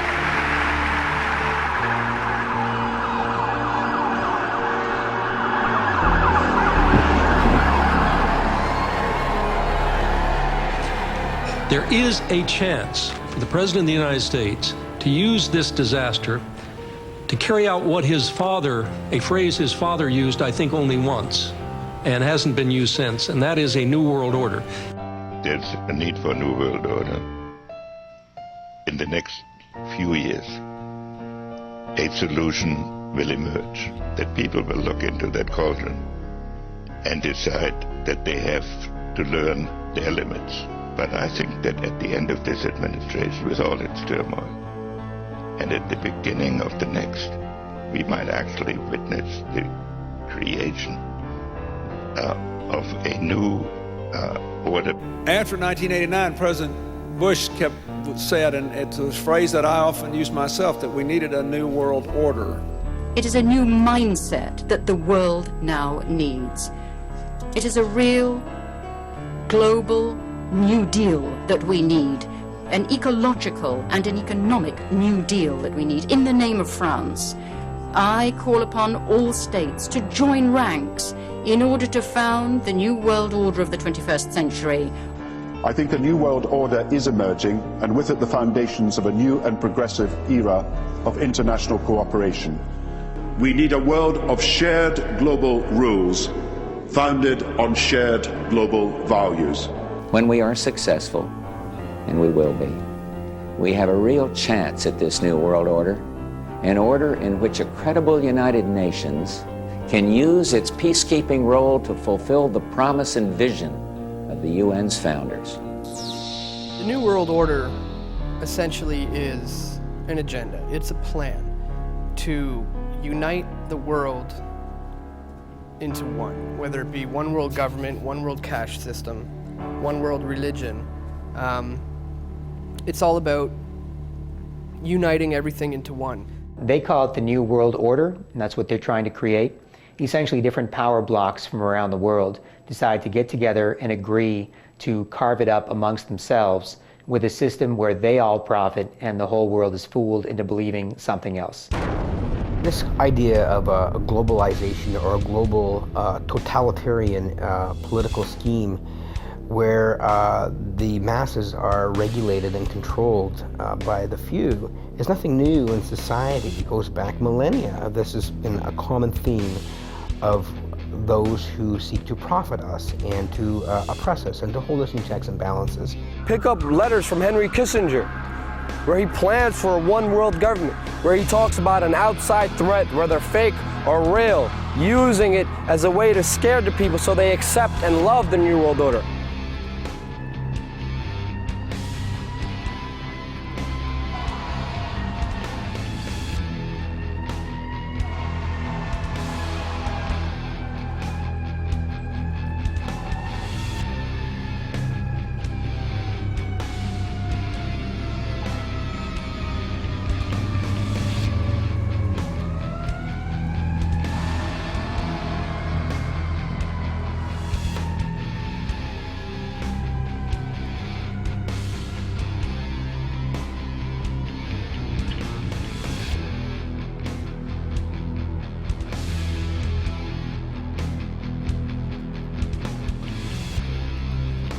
With the North American Union, it can help them move into a global economic system, a global political world, where they can destroy all borders, where there'll be no Mexican border, no Canadian border, and we'll all be under a world system.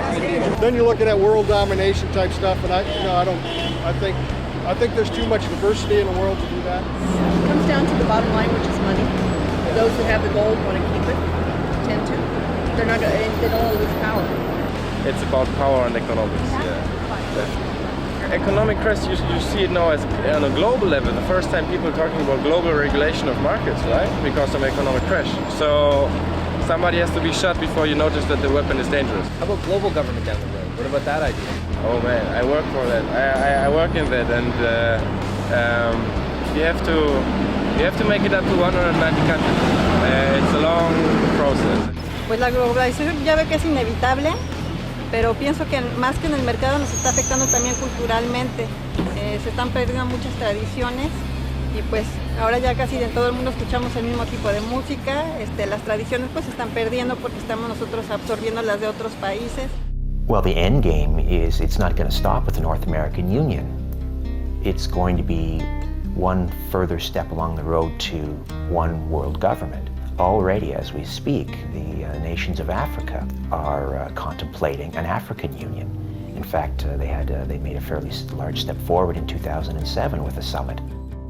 Speaking at the event, Ambassador Saeed Djinnit, AU Commissioner for Peace and Security, called the launch an historic moment in the partnership between the US and the AU. He said the African Union is determined to pursue the path of continental integration with the support of its partners. Of course, we already have the European Union. A similar movement is afoot in Southeast Asia and also South America. So once you have a North American Union, that'll merge with the European Union, that'll eventually merge with Africa. So these 4, 5, 6 major trading blocs will all come together as one world government.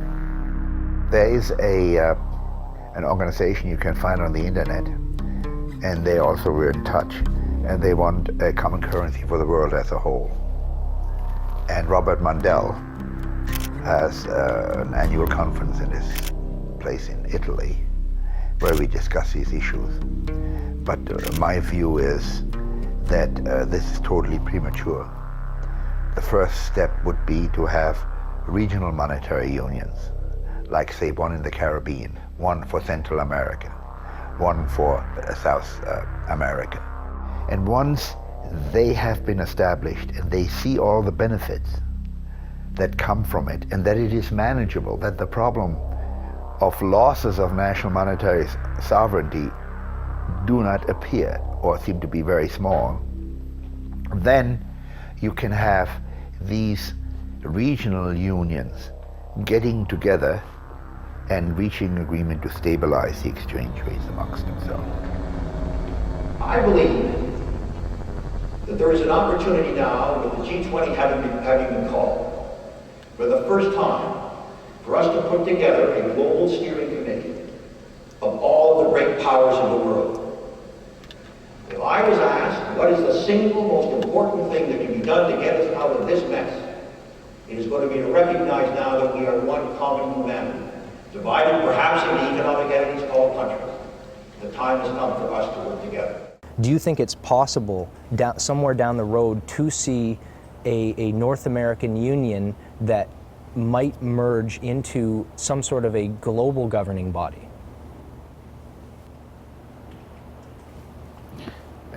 One world government? Yeah.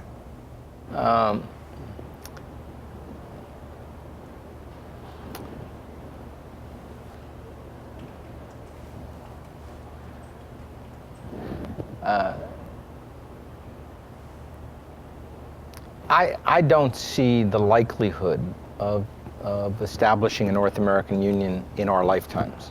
I don't think that the people in any of the 3 countries want to dissolve their government in favor of a single government.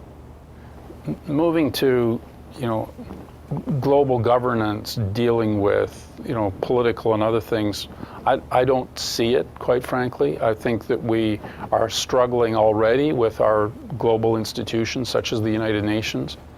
We're trying to find a way, to deal with situations that arrive from time to time in the world where we've got, where the global community thinks maybe national sovereignty is not such a good thing.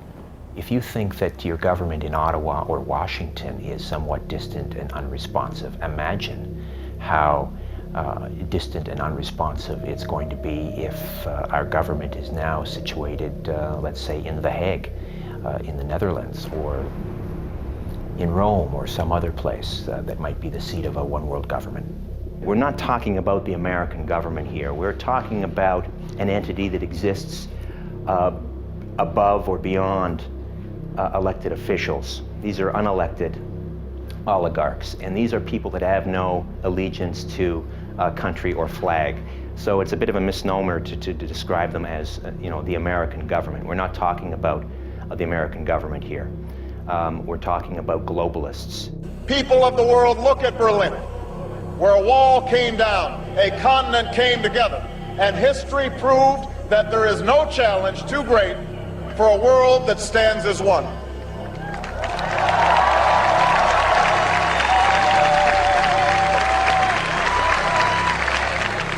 While the 20th century taught us that we share a common destiny, the 21st century has revealed a world more intertwined than at any time in human history. In this new world, such dangerous currents have swept along faster than our efforts to contain them. And that is why we cannot afford to be divided. The burdens of global citizenship continue to bind us together. Partnership and cooperation among nations is not a choice. It is the only way, the one way, to protect our common security and advance our common humanity. I could see in a half century or less or more, China evolving into the status of a superpower, possibly India. Europe will be an area, I would hope, of great prosperity, but it will not be a political superpower. By the very nature of the democratic system that underpins it, there isn't that type of consensus behind it. So the United States power will decline, but I think that it's unlikely to be replaced by equivalent power anywhere else. And I think that for even those countries we talked about, their problems will be very, very great in the future, as America's will be.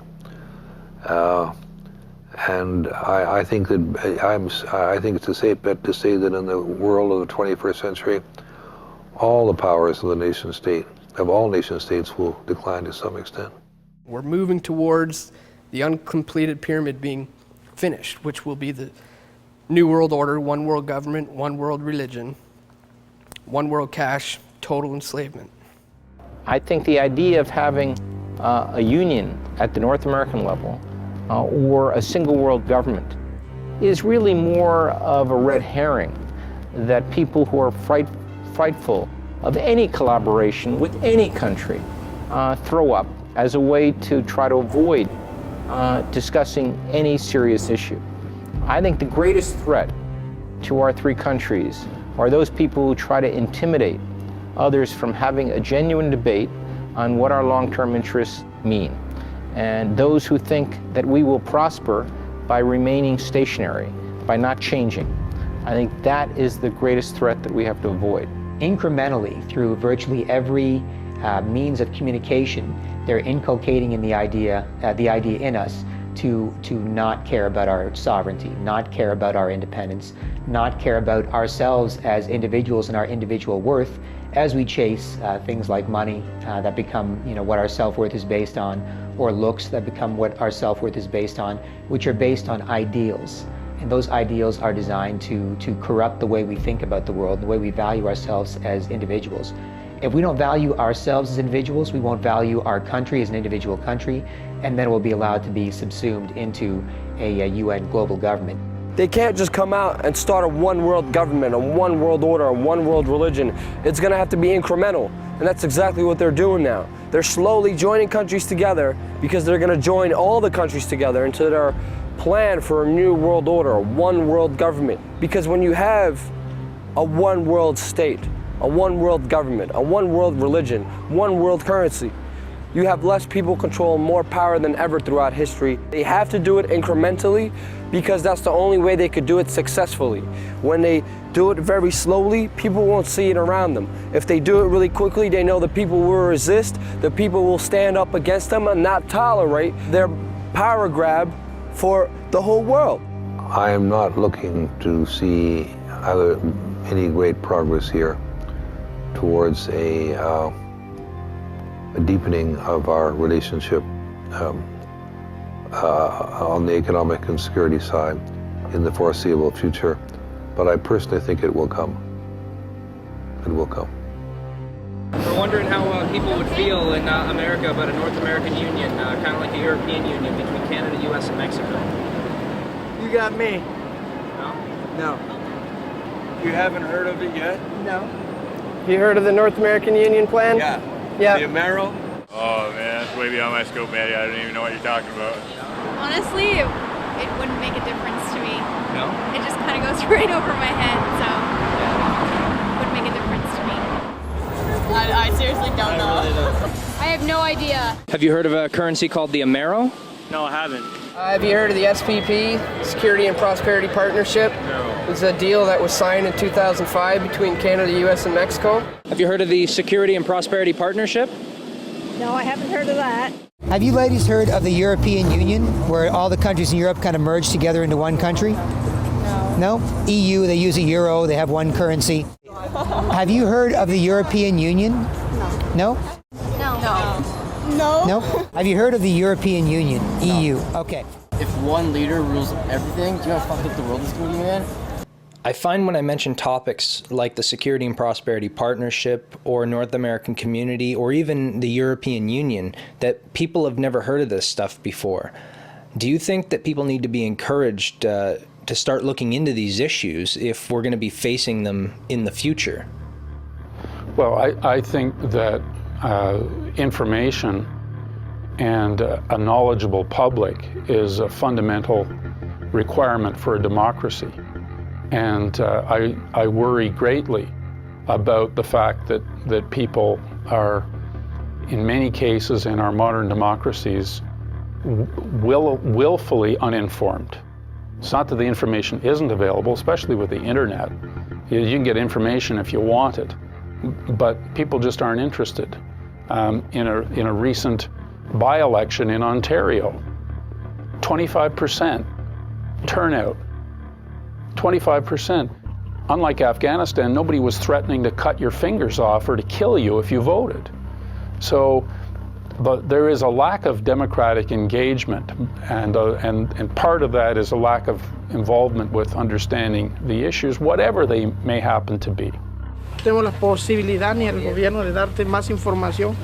Aquí la poca que ves en la tele y lo poco que oyes es lo que logras ver y saber. Volvamos a lo mismo, todo es un genérico de desinformación. Yo te podría expresar más si yo supiera, pero como el tiempo para subsistir no nos da tiempo para informarnos. The main problem is nowadays, I mean, you have a family. I mean, both parents have to work just to scrape by. People don't have time to look into these things. So, and it's often a survival mechanism where people tend to be happy and comfortable in their own little comfort bubble, and to step outside of that and to have somebody suggest to you that the way things are run is not necessarily the way you think they are, it makes people uncomfortable, because now you have to admit that maybe you're wrong. You have to admit that maybe things aren't the way you thought they were. So really what people need to do is swallow their pride and seek truth honestly and unbiasedly. Because that is the ultimate weapon in the fight against the people's minds, is the truth. Right now, there's a war on for your mind. And right now, these people, they're not doing it by force, they're doing it through policy. People are slowly beginning to wake up to the fact that the Fourth Estate has simply not done their job with regards to North American Union or 9/11 or any of the other significant events that have occurred over the last 15, 20 years, probably even further back. People are waking up. They're not getting the truth from the Fourth Estate. The mainstream media will deliberately lie to you. They will distract you from the truth. The only threat is an informed, educated, participatory democracy. And we're not participant. And we're choosing to be misinformed by the propaganda given to us, and we're not educated on these issues. We have, by and large, a bi-party system in Canada. You have your liberals and you have your conservatives. United States, they have Republican and Democrat. But society, individuals as a whole, we get all excited at election time, and we elect an individual who's been appointed to that position to go fulfill that role, and the people who are appointing them are the very people who want to march us down to this whole globalization North American Union. We are losing our nation before our very eyes. We are at war. The other side is playing for keeps. And Canadian citizens are not standing up for this great country. And we need the citizens of our nation to stand up, stand strong, stand free, and vote themselves into power and take back what is rightfully theirs and their children to come. There are hundreds of elected officials to work on in this country at the federal, provincial, and municipal levels. You can go to them with a group of people and say, we want the fluoride out. Here's our evidence, what do you think? You can have a petition in your local neighborhood where you say, look, we've looked into this. The 10, 15, 20 of us in this neighborhood have looked into this, and we just need your help convincing our city councilor to look at this DVD. You can have a copy of it too, so we're all judging the same thing. And then the people in your neighborhood can see it, and they can say, yeah, of course the city councilor should watch this, and of course the city councilor should vote against this. And you can have all sorts of incremental changes at the grassroots level. It's possible through the political process by electing parliamentarians who are critical of the agreements to bring about change. Every time an election comes around and someone comes to your door handing out pamphlets, invite him inside and tell him what you know and ask him what he's going to do about it, or she's going to do about it as an elected representative. They have to know that we know. They have to know that we're not going to stand for it. Start getting actively involved in local politics, because real change is not going to happen with a senator or a congressman or a president. It's going to happen in your city hall. It's going to happen with your sheriff, your mayor. And your little towns and communities, you could have the best change there because it starts with the people. And we have to understand the more we use our hearts and minds, the more we spread this message, the more we talk to people, the more we communicate people, the better life we will have for us and our children in the future. I am very proud to have all of you guys here. You guys are my family. You guys are my friends. You guys are my companions in this info war. And we will be successful one way or another because there is no defeat in our hearts. Whether it's raining, whether it's cold or miserable, we are still out here because we love this country, we love this flag, and we love our freedom. Liberty and justice for all, including sick and dying 9/11 first responders.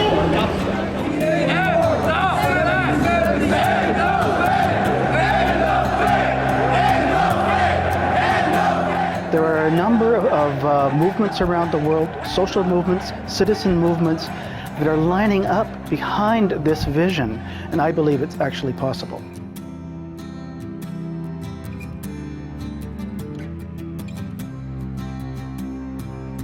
What people need to remember is that we make up the base.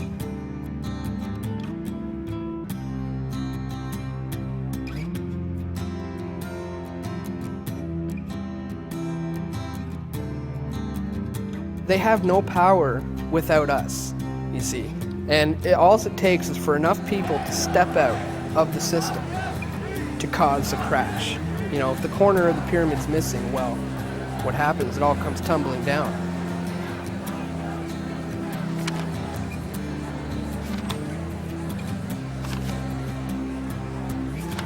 Start a website. Hand out flyers and DVDs. Contact your local representatives to ask tough questions to politicians. Just get more and more involved in trying to spread the truth, because that's really what this world needs. You guys want a DVD? Want a DVD? You guys want a DVD? Documentary? Free DVD? What is it for? Now, what's the basis of this? You've seen it? Yeah. Have you heard of it, or? Yes, and I watched part of it online. Oh, cool. Awareness is key. Nothing's ever going to change unless there's enough people who know there's a problem in the first place. So that's what this day is all about. Spreading awareness. That's as simple as that. You as an individual can say, I'm going to make an 8.5 by 11 flyer for my neighborhood that basically says, look, I make a combined family income of $120,000 a year. I live in a $275,000 house. I live in this neighborhood. I'm from here, and I'm just going to drop this off in your mailbox once a week. And I think if everybody did this, and you put on there who you are and what your intentions are, you can be semi-anonymous if you want, but you basically say, I live in this neighborhood, and I'm making this statement on behalf of people who are basically me in terms of demographic, irrespective of what roles are assigned for us by the media and by our society. I'm one of you, and I have this information to share. So you can certainly do that as well. There's a million things that any individual can do, but I think more importantly, it's going to have to go neighborhood by neighborhood, block by block, because the only reality that you can believe in consistently is one that you are in and one that you share with someone else. We don't need believers anymore. We need doers. And the doers right now are the average citizen standing up, organizing, and coming together under a common good to go save themselves, because Canada is in peril. and we're not alone. And this whole North American Union globalization is not inevitable like 1 in 2 people believe in Canada. It's not. It can be stopped. And if people who sit here since the time of Confederation, who put our country together, could fight and give up their lives to save this country, how dare we, as individual citizens in the 21st century, sit back idle and say it's inevitable. Our country is going to this new world order and this new global elite savior country. And we can do that. In Canada is no different from the same patriots and nationalists in the United States or other countries. We're fighting a war together. Whether we're individual citizens of different countries, we have to fight the same people together. We need to come together, get out there, educate, inform your fellow man. Do not be embarrassed. Do not be shy. Who cares if they call you conspiracy theorists? This is the truth. We're in a very tumultuous time, but I'm hopeful that on the other side, when the dust settles, a lot of these institutions that were once looked up to, they won't be around anymore, and we're going to have to build this thing from the ground up. And maybe I'm naive, but I think it's going to afford us a rare opportunity for more freedom of expression and more freedom of information. It may initially start out with small groups like this and in church basements, and but that's how the most important movements have always started. So I look forward with a great deal of trepidation, but also a great deal of enthusiasm and optimism.